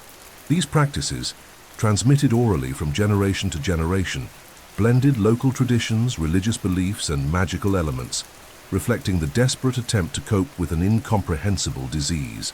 In villages, cities, and even in courts, men and women resorted to unlikely recipes, unusual rituals, and ancient customs that promised to ward off evil, even though in practice they achieved little or nothing. Many of these treatments involved the use of fire and smoke. It was believed that burning aromatic herbs such as rosemary, rue, lavender, or sage purified the air and repelled pestilential vapors.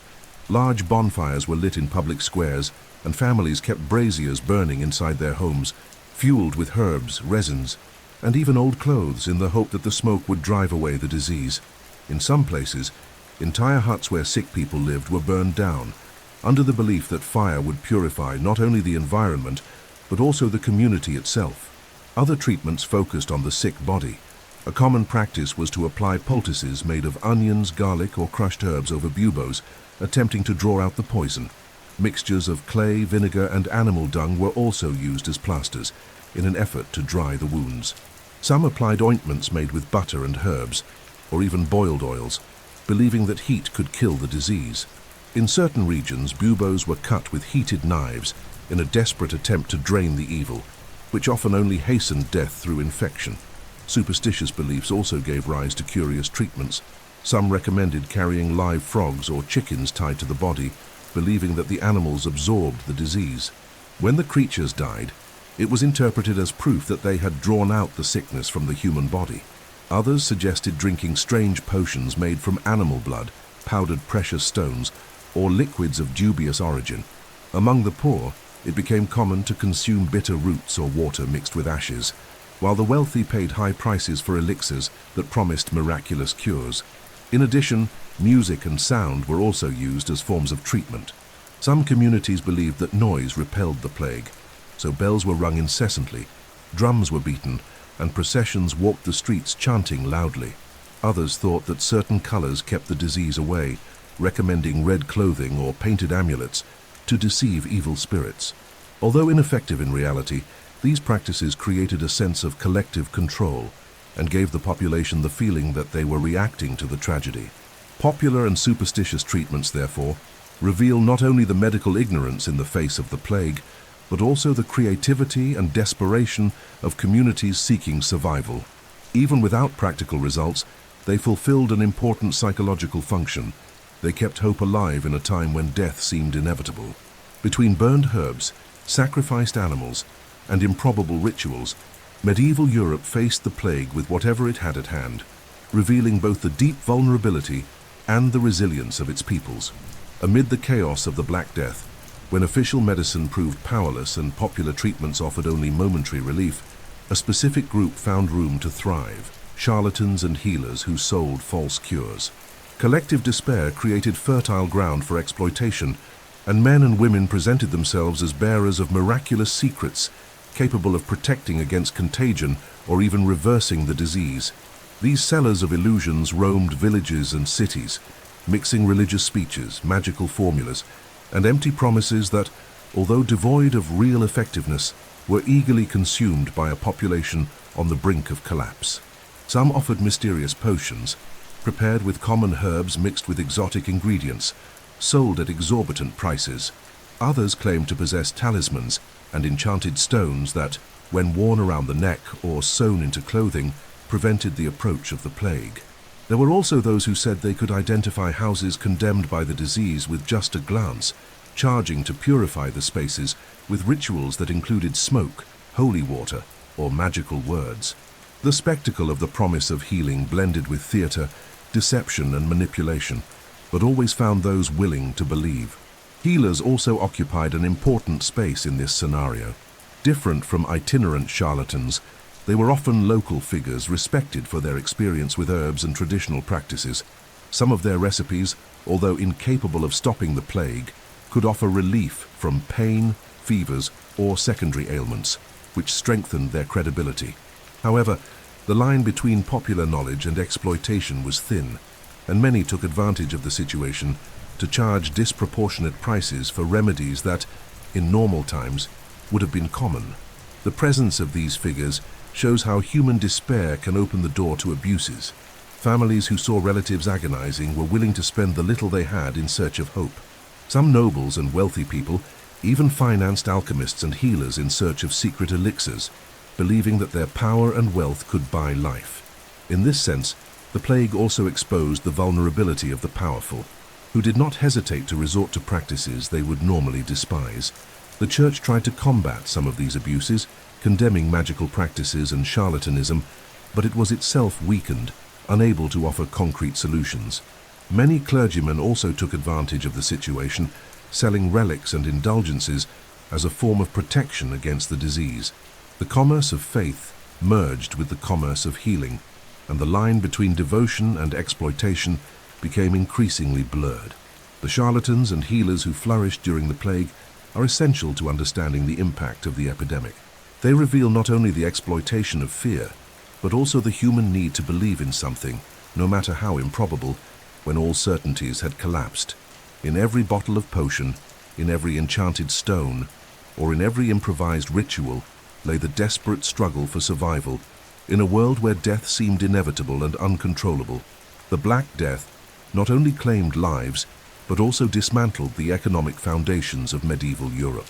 Trade, which had flourished during the 13th century by connecting cities and regions through fairs, overland routes, and maritime routes, collapsed under the weight of mass death and the constant fear of contagion. Merchants, sailors, and caravan drivers, who were the engines of goods circulation, were decimated by the epidemic, interrupting supply chains that sustained both cities and the countryside. Markets, once vibrant, became silent and abandoned spaces. Central squares where artisans sold their products and peasants brought the surplus of their harvests lost their function when no one dared to gather in large crowds. The absence of merchants from other regions meant that textiles, spices, metals, and even basic foodstuffs stopped circulating. In many cities, taverns, workshops, and warehouses closed their doors, and the few available products reached exorbitant prices, inaccessible to most of the population. Maritime trade also suffered a devastating blow. Ships came to be seen as carriers of the plague, and entire ports were shut down or began to impose strict quarantines. Many sailors died at sea, and ships arrived at harbors with entire crews decimated, spreading even more fear.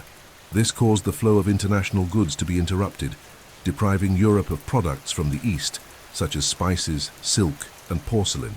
The urban economy, which depended on this exchange, plunged into an unprecedented collapse. In the countryside, the impact was equally devastating. With no markets to sell their surplus, many peasants stopped producing beyond what was necessary for immediate survival. Feudal lords, in turn, lost a significant part of their income since taxes and tributes depended on agricultural production and fairs. This economic crisis further weakened the feudal system, which was already suffering from the scarcity of labor. By interrupting trade and destroying markets, the plague disorganized not only local economies, but the entire circulation logic that sustained medieval society. The breakdown of trade also had a profound cultural effect. Fairs and markets were more than simple places of exchange. They were meeting points, centers for the dissemination of news, and spaces of contact between different cultures. Their temporary disappearance represented the isolation of communities, which turned increasingly inward, immersed in fear and distrust. The plague, by silencing the squares and emptying the ports, transformed the European public space into a portrait of desolation, where the absence of voices and goods reflected the absence of life. The collapse of trade and markets, therefore, was not merely a practical consequence of the epidemic, but one of the elements that most contributed to reshaping the European economy. The vibrant network of exchanges that had brought the continent closer to new ideas and wealth was interrupted, and recovery would take decades. The plague did not only kill people, it also killed the circulation that sustained medieval Europe, leaving behind a society in ruins. If trade collapsed in the cities in the countryside, agriculture faced an equally devastating downfall. The Black Death claimed so many lives that in many regions there were simply not enough hands left to work the land. The feudal system, already dependent on peasant labor, suffered its greatest blow when serfs and rural workers died en masse or fled villages ravaged by the epidemic. Fields were abandoned, harvests rotted, and cattle wandered masterless through the pastures, creating a scene of desolation that worsened hunger and deepened the economic crisis. Before the plague, agricultural routines were maintained by collective effort. Entire families dedicated themselves to planting, harvesting, and maintaining the lands of the lords. With the death of half or more of the population in some regions, this balance was destroyed. Entire villages disappeared, and fields that had been cultivated for generations turned into barren lands, covered by weeds. The abandonment was so visible that travelers reported empty roads lined with silent villages, wooden houses rotting away, and churches closed. The medieval countryside, which once represented the stability of European life, had become a portrait of ruin. The scarcity of workers had immediate effects on prices and on the social structure. The supply of labor fell drastically, and survivors began to demand better working conditions. Serfs, once bound to the land and subject to rigid tributes, now saw in scarcity an opportunity to negotiate freedom or higher wages. Many feudal lords, desperate not to lose production, were forced to yield, offering more advantageous contracts. In some cases, peasants simply abandoned their obligations and moved to other regions, taking advantage of the fragility of the system to gain unprecedented autonomy. The agricultural crisis also led to transformations in land use. In certain areas, lords abandoned grain cultivation and began to invest in sheep farming, which required fewer workers and supplied wool for the textile trade. This shift, still incipient in the 14th century, would become a milestone in economic transformations in the centuries that followed. The plague, therefore, not only destroyed the traditional agricultural system, but also opened space for new forms of land exploitation that would alter the European economy in the long term. However, for the survivors of the 14th century, the reality was scarcity and famine. Empty markets, abandoned barns, and the absence of workers created a general sense of despair. The plague not only killed, but also made the subsistence of entire communities impossible. The European countryside, once the foundation of life, was transformed into a stage of disorganization, ruin, and change. The agricultural crisis was thus one of the greatest social consequences of the plague, for it disrupted the most fundamental bond of medieval life, the relationship between man and the land. The devastation of the Black Death not only drastically reduced the population of Europe, but also irreversibly shook the social structures of feudalism. Mass death created an unprecedented imbalance between lords and peasants, sparking tensions that, in many places, erupted into open revolts. If before the plague the serfs were kept under strict control by feudal obligations, after the epidemic, they realized that the shortage of workers gave them bargaining power. This new reality undermined the foundations of the system, generating conflicts that would mark the second half of the 14th century. With fewer peasants available, Many lords tried to maintain the old tributes and demands, forcing the survivors to work as if nothing had changed. But the peasants, aware of their importance, began to resist. They demanded lower taxes, better living conditions, or even freedom from servitude. In several regions, this tension turned into violence. Entire villages rebelled against tax collectors, burned debt records, and attacked manorial properties, starting a cycle of popular uprisings that shook medieval Europe. A striking example was the Peasant Revolt in England in 1381, known as one of the greatest expressions of such discontent. Fueled by the combination of high taxes, labor shortages, and feudal injustices, the revolt led thousands of peasants to march toward London, demanding reforms. Although the plague had occurred decades earlier, the social trauma it left was one of the roots of the movement, as it had generated expectations of change that the elite tried to reverse by force. This type of rebellion showed that the plague had not only killed people, but also planted the seeds of social contestation. In other regions of Europe, such as France and the German territories, similar movements occurred, generally known as jacqueries, or popular uprisings. Peasants looted castles, destroyed property records, and in some cases even killed nobles and clergymen. Violence was the extreme way of expressing deep dissatisfaction with a system that, in their view, had failed to protect them from both the plague and famine. The revolts were not just immediate reactions to suffering, but also reflections of a structural change. The plague had broken the idea of the immutability of feudalism. When half the population disappeared, it became evident that the social order was not as solid as it seemed. The shortage of workers gave peasants unprecedented power, and although many revolts were brutally repressed, the process of transformation was already underway. Thus, the peasant revolts and social tensions of the time are essential to understand the impact of the Black Death. More than a demographic tragedy, it was a catalyst for social changes that weakened feudalism and paved the way for new forms of economic and political organization. Mass death, paradoxically, gave voice to the survivors, who no longer accepted living under the same conditions of the past. The Black Death did not only devastate peasants and urban workers, it also directly struck the nobility and the clergy, shaking the economic and social foundations of the classes that upheld medieval power. Accustomed to living off the labor and tributes of the population, nobles and religious authorities saw their sources of wealth abruptly wither when millions of serfs and tenants died. The feudal system, which depended on the continuous exploitation of peasant labor, entered into crisis, and many lords found themselves facing financial ruin.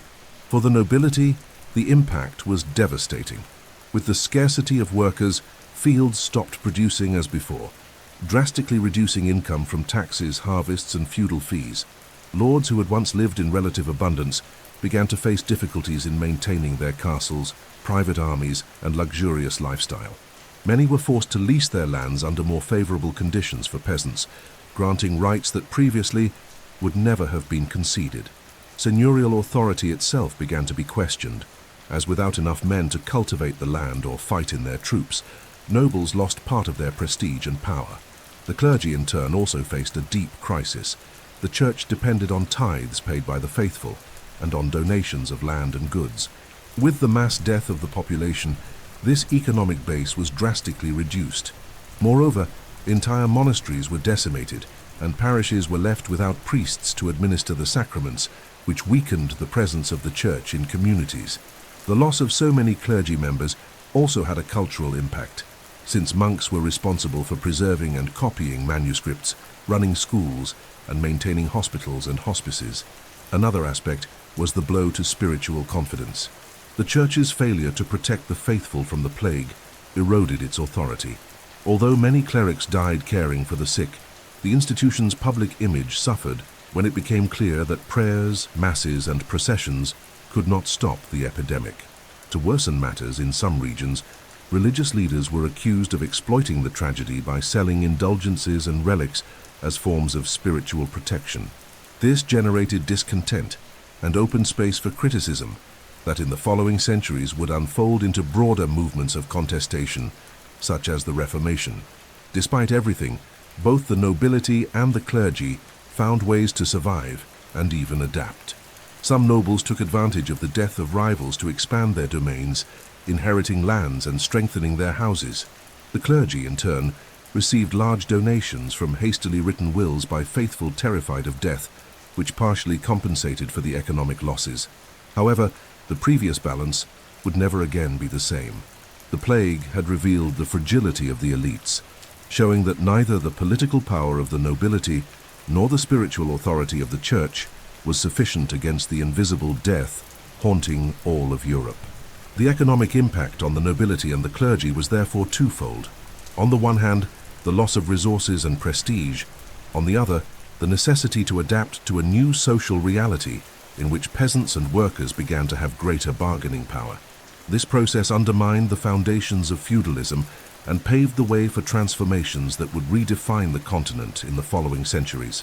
With the death of millions of workers, the Black Death brought about an unprecedented upheaval in the value of labor in medieval Europe. Before the epidemic, labor was abundant and cheap, sustaining the feudal system in which lords controlled vast lands and exploited serfs and peasants in exchange for protection. But after the plague, the scarcity of workers transformed this balance. Labor, once undervalued, gained unprecedented importance, and survivors found new opportunities to negotiate better living conditions. Peasants and artisans began demanding higher wages and rejecting excessive obligations imposed by lords. In many places, workers simply abandoned their lands of origin and migrated in search of more advantageous contracts, taking advantage of the desperate need for labor. This mobility, previously restricted by the feudal system, eroded the old social hierarchy and strengthened workers' autonomy. The very idea of serfdom began to lose strength, since many lords could no longer hold their serfs by force in the face of the threat of abandonment. This rise in the value of labor paved the way for the rise of the urban bourgeoisie. In the cities, surviving artisans saw their production gain value as the demand for basic goods continued while supply decreased. The result was the strengthening of guilds and the emergence of wealthier merchants, who took advantage of the crisis to accumulate capital. In a moment of general decline, the urban bourgeoisie stood out for its ability to reorganize production and exploit the new economic conditions. Governments, however, attempted to contain this transformation. In countries such as England, laws were enacted to limit wage increases and force workers to accept pre-plague levels. These measures generated revolts and increased social tensions, as it was evident that reality had changed. The value of labor had risen naturally due to the scarcity of workers, and no law could reverse this structural change. The plague had forever altered the relationship between lords and workers. This new appreciation of labor also influenced the growth of trade and the monetary economy. With peasants receiving wages, there was greater circulation of coins, which strengthened the urban economy and encouraged the rise of new mercantile centers. The bourgeoisie, with its capacity to invest and accumulate wealth, began to stand out as a social group of growing influence, capable of rivaling the traditional nobility. Thus, the Black Death, while destroying millions of lives, also accelerated profound social and economic transformations. The value of labor increased, serfdom declined, and the bourgeoisie emerged as a protagonist of a new phase of European history. The tragedy, paradoxically, paved the way for changes that would break with the feudal order and open the transition toward the modern world. The Black Death left scars not only on the economy and society, but also on the European cultural imagination. One of the most striking manifestations of this period was the emergence of macabre art, which began to occupy church murals, cemeteries, and manuscripts, reflecting the collective trauma of death on an unimaginable scale.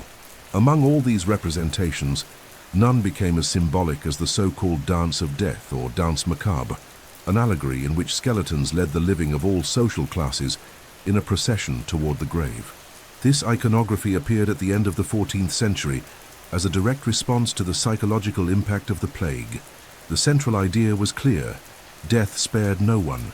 Kings, popes, nobles, merchants, peasants, and even children appeared side by side, dancing with skeletons that dragged them to the same destiny.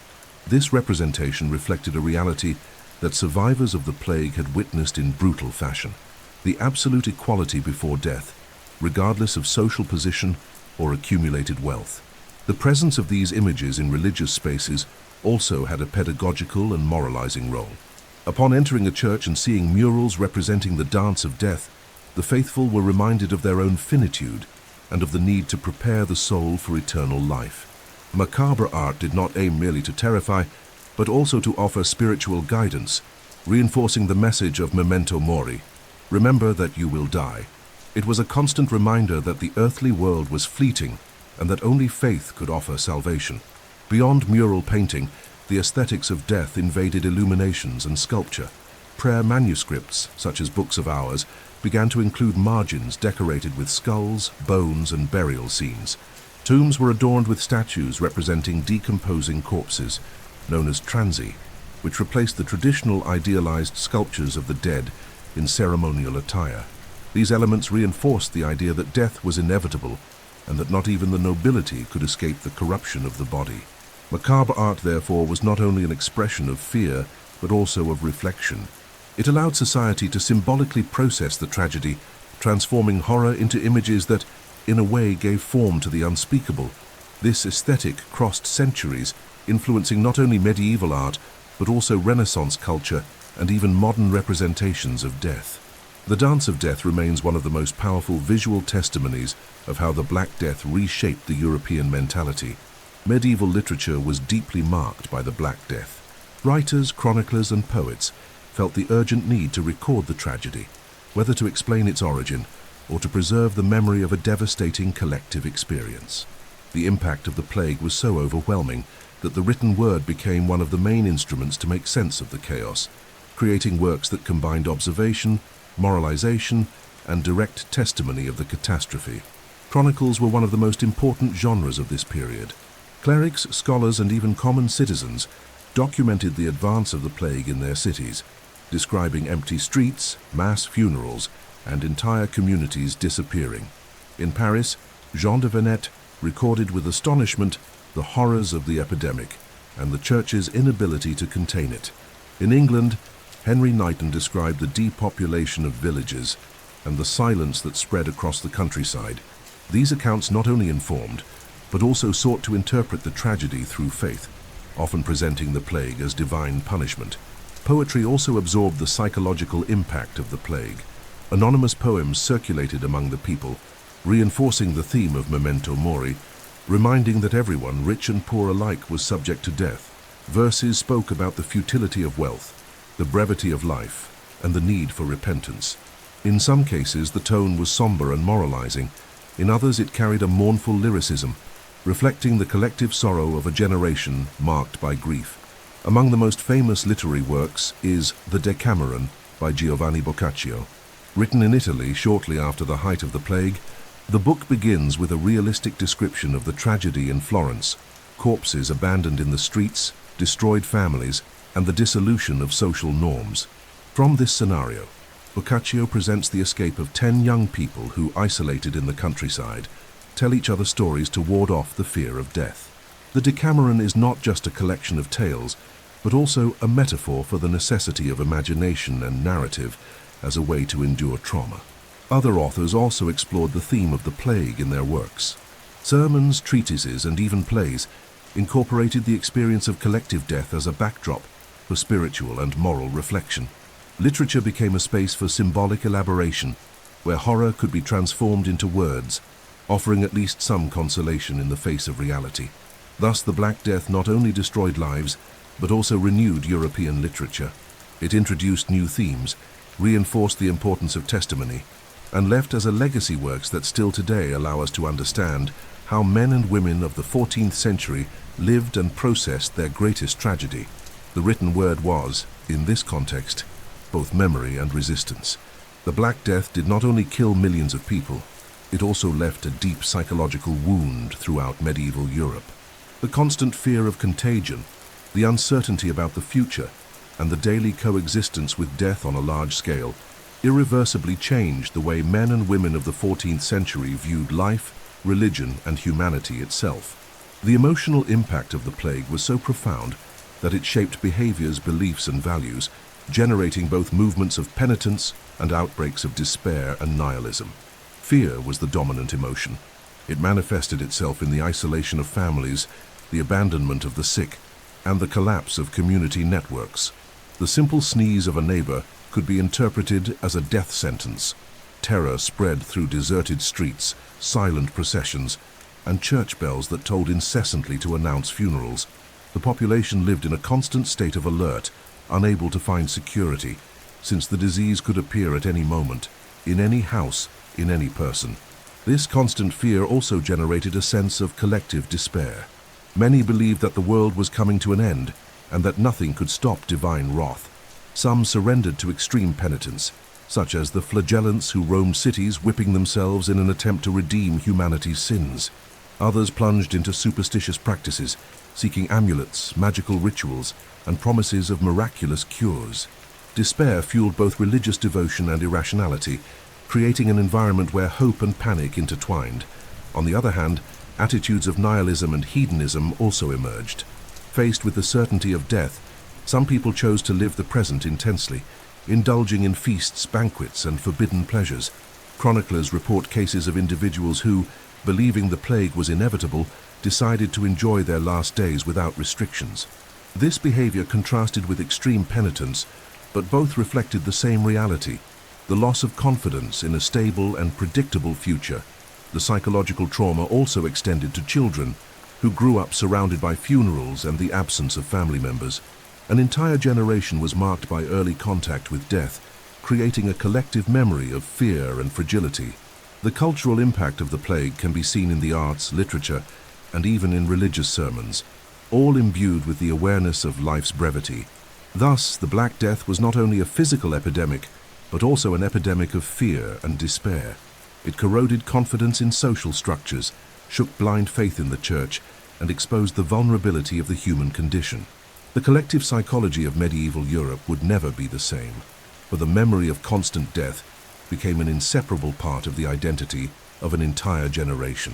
The Black Death not only decimated entire populations, but also profoundly transformed family structures and social relations. The sudden disappearance of millions of people created a demographic vacuum that directly affected marriages, inheritances, and the continuity of bloodlines, which were fundamental pillars of medieval society. The reorganization of families after the epidemic was therefore one of the most striking and lasting consequences of the disaster. With the death of so many men and women of childbearing age, marriage gained new meanings. The need to rebuild families and ensure descendants accelerated unions in many regions. Widowers and widows remarried quickly, not only out of emotional need, but also to guarantee the management of property and social protection. In some communities, records show that the number of second and even third marriages grew significantly, reflecting the urgency of reconstructing households destroyed by the plague. Marriage, in this context, ceased to be only a social or religious arrangement and became a strategy for survival. Inheritance underwent profound changes.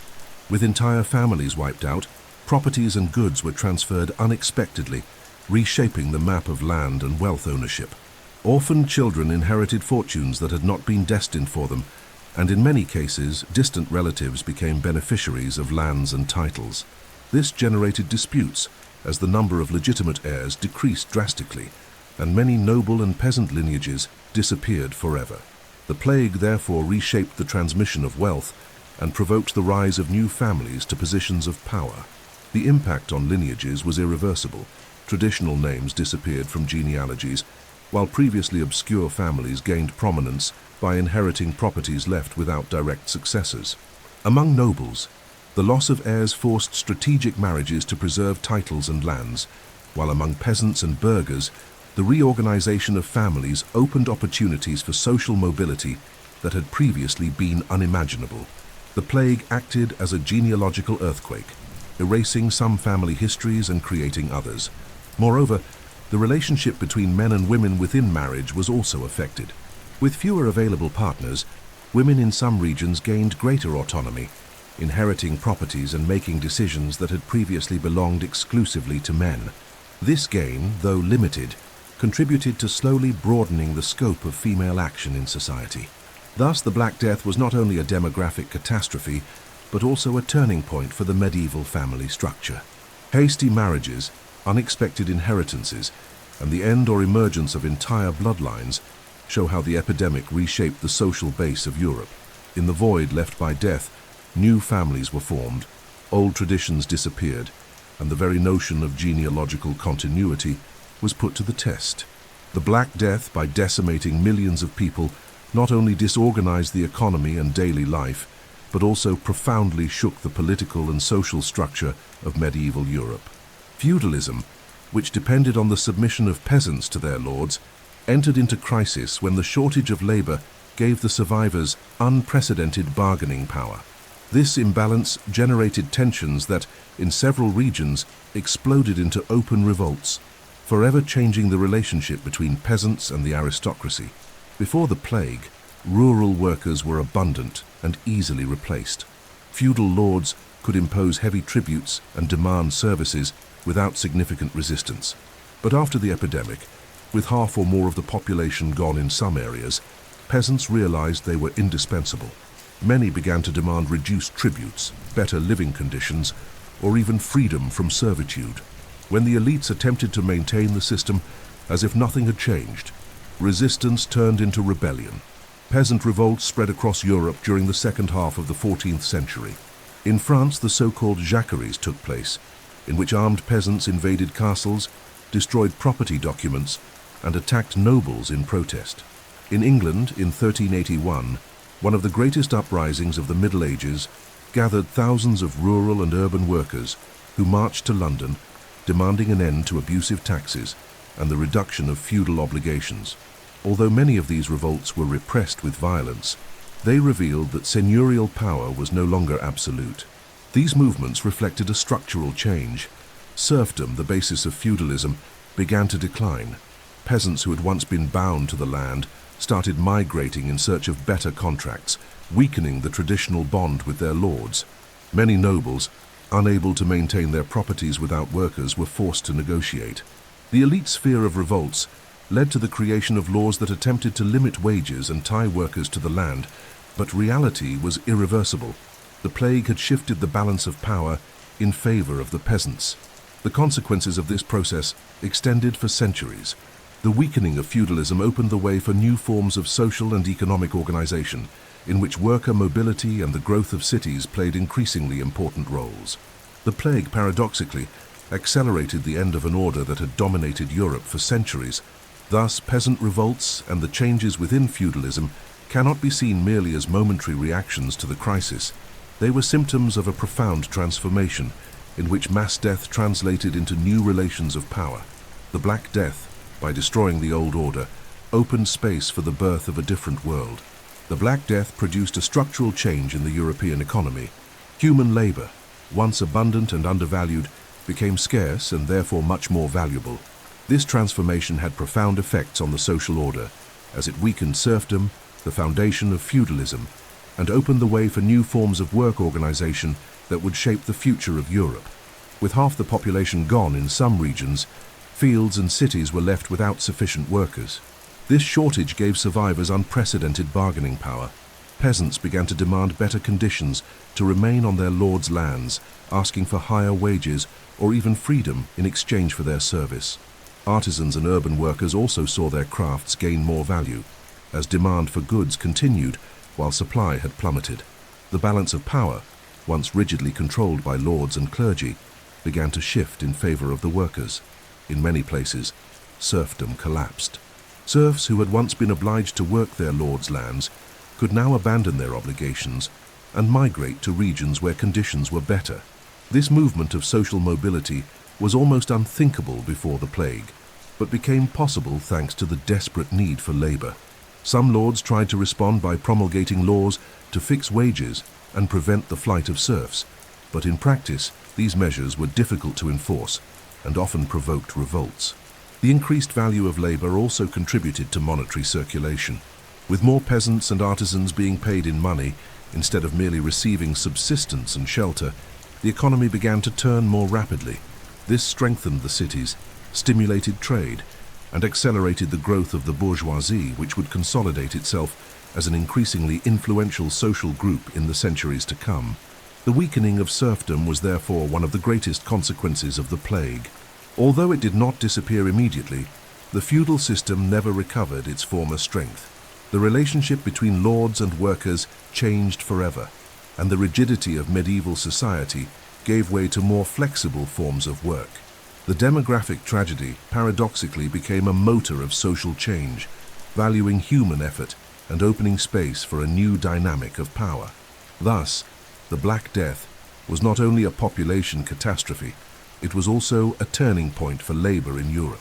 By raising the value of human labor and eroding the foundations of serfdom, it paved the way for the decline of feudalism and the birth of a more dynamic world, in which workers came to play an increasingly central role.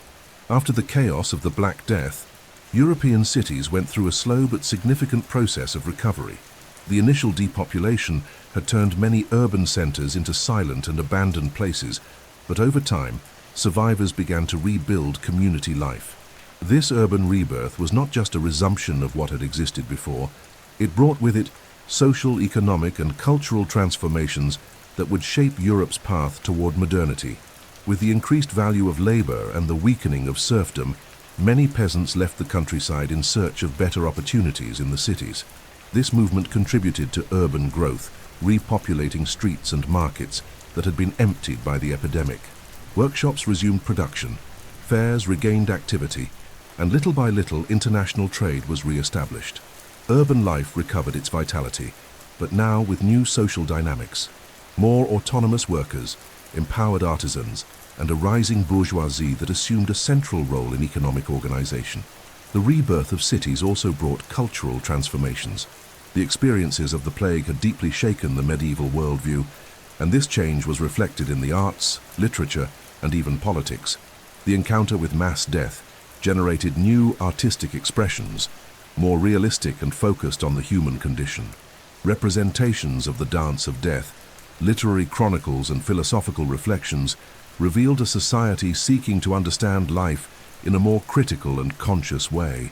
In addition, the trauma of the plague encouraged new concerns with hygiene and public health.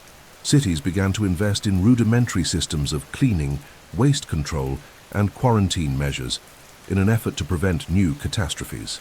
This urban reorganization not only increased the population's safety, but also prepared the ground for future medical and administrative advances. This urban rebirth coincided with the first seeds of what would become the cultural renaissance. The appreciation of human life, the search for new knowledge, and the rediscovery of classical texts were connected to a mentality that emerged from the direct confrontation with death and the fragility of existence.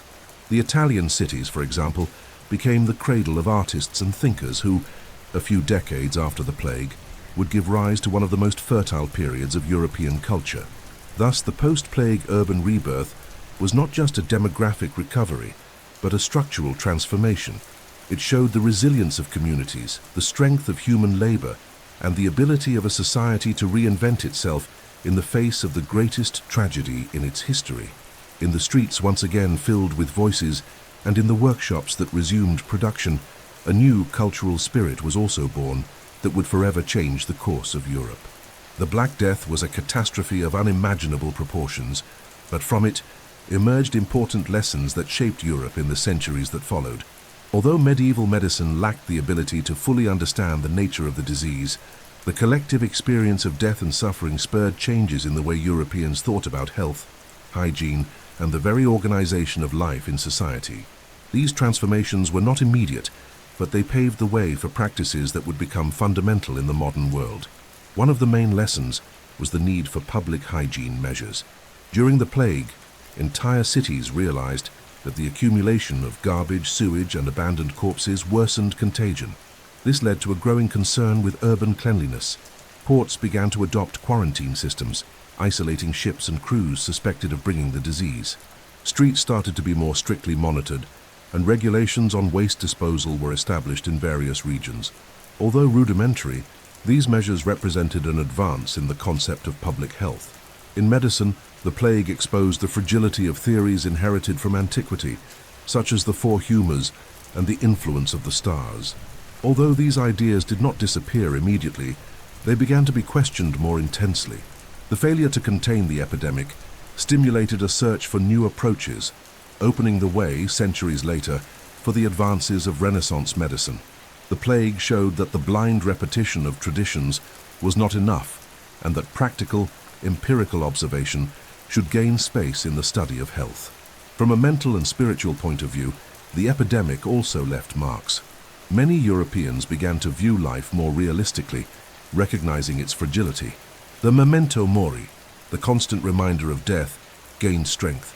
But at the same time, there arose a greater appreciation for earthly experience. The brutal confrontation with mortality encouraged both penitential movements and the flourishing of new forms of art and thought that valued human dignity. This duality between the fear of the afterlife and the appreciation of the present helped shape the spirit of the Renaissance. Another important lesson was the perception that health was not only an individual responsibility, but also a collective one. Measures of isolation, quarantines, and the control of the circulation of goods revealed the importance of community action in the face of a common threat. This idea that society needed to organize itself to protect everyone was a fundamental step toward the creation of more modern institutions of health and public administration. Thus, the lessons of the Black Death cannot be seen only as temporary responses, but as seeds of profound transformations. The experience of mass death led Europeans to reflect on medicine, hygiene, and mentalities, questioning traditions and making room for innovations. The suffering left scars, but it also prepared society to face the future with new tools of understanding and action. The Black Death was more than a devastating epidemic. It became a milestone in the collective memory of Europe. The trauma experienced in the 14th century remained as a constant reference, remembered in chronicles, art, sermons, and popular traditions.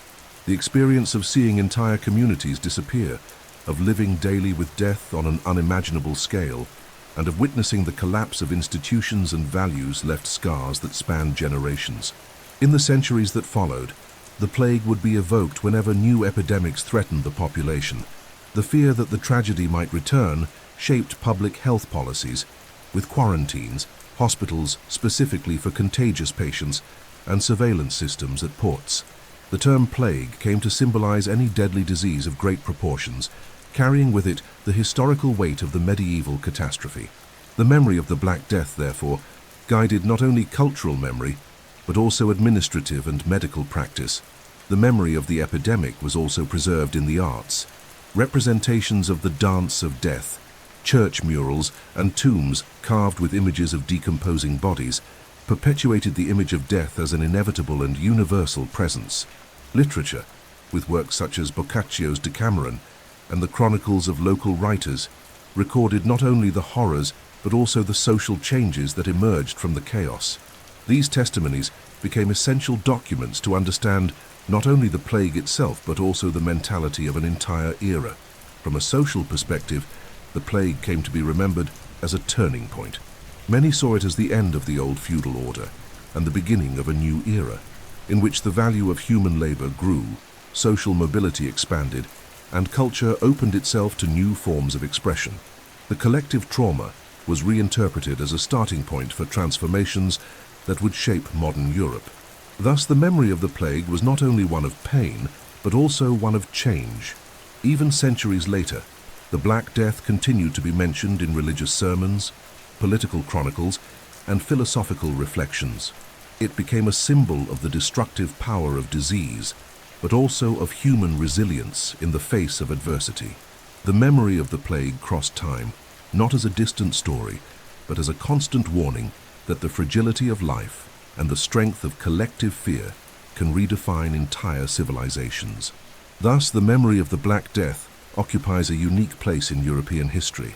It not only marked the 14th century, but also shaped the way later generations understood disease, death, faith, and society. More than a disaster, it was a dark mirror that revealed the limits of humanity, but also its ability to survive, adapt, and transform pain into learning. The Black Death was one of the greatest milestones in the history of humanity. It transformed daily life, disrupted economies, shook faith, reshaped cultures, and left scars that extended for centuries. More than an epidemic, it was a watershed that exposed the fragility of life and the human capacity to reinvent itself in the face of tragedy. By revisiting this era, we understand not only the horrors of a dark past, but also the roots of changes that paved the way for Europe toward the modern world. If you enjoyed this content and would like to follow more long and profound stories like this, Comment which city you are from, subscribe to the channel, like this video, and activate the notification bell. This way, you help us continue producing long and engaging history videos for you to listen to and relax.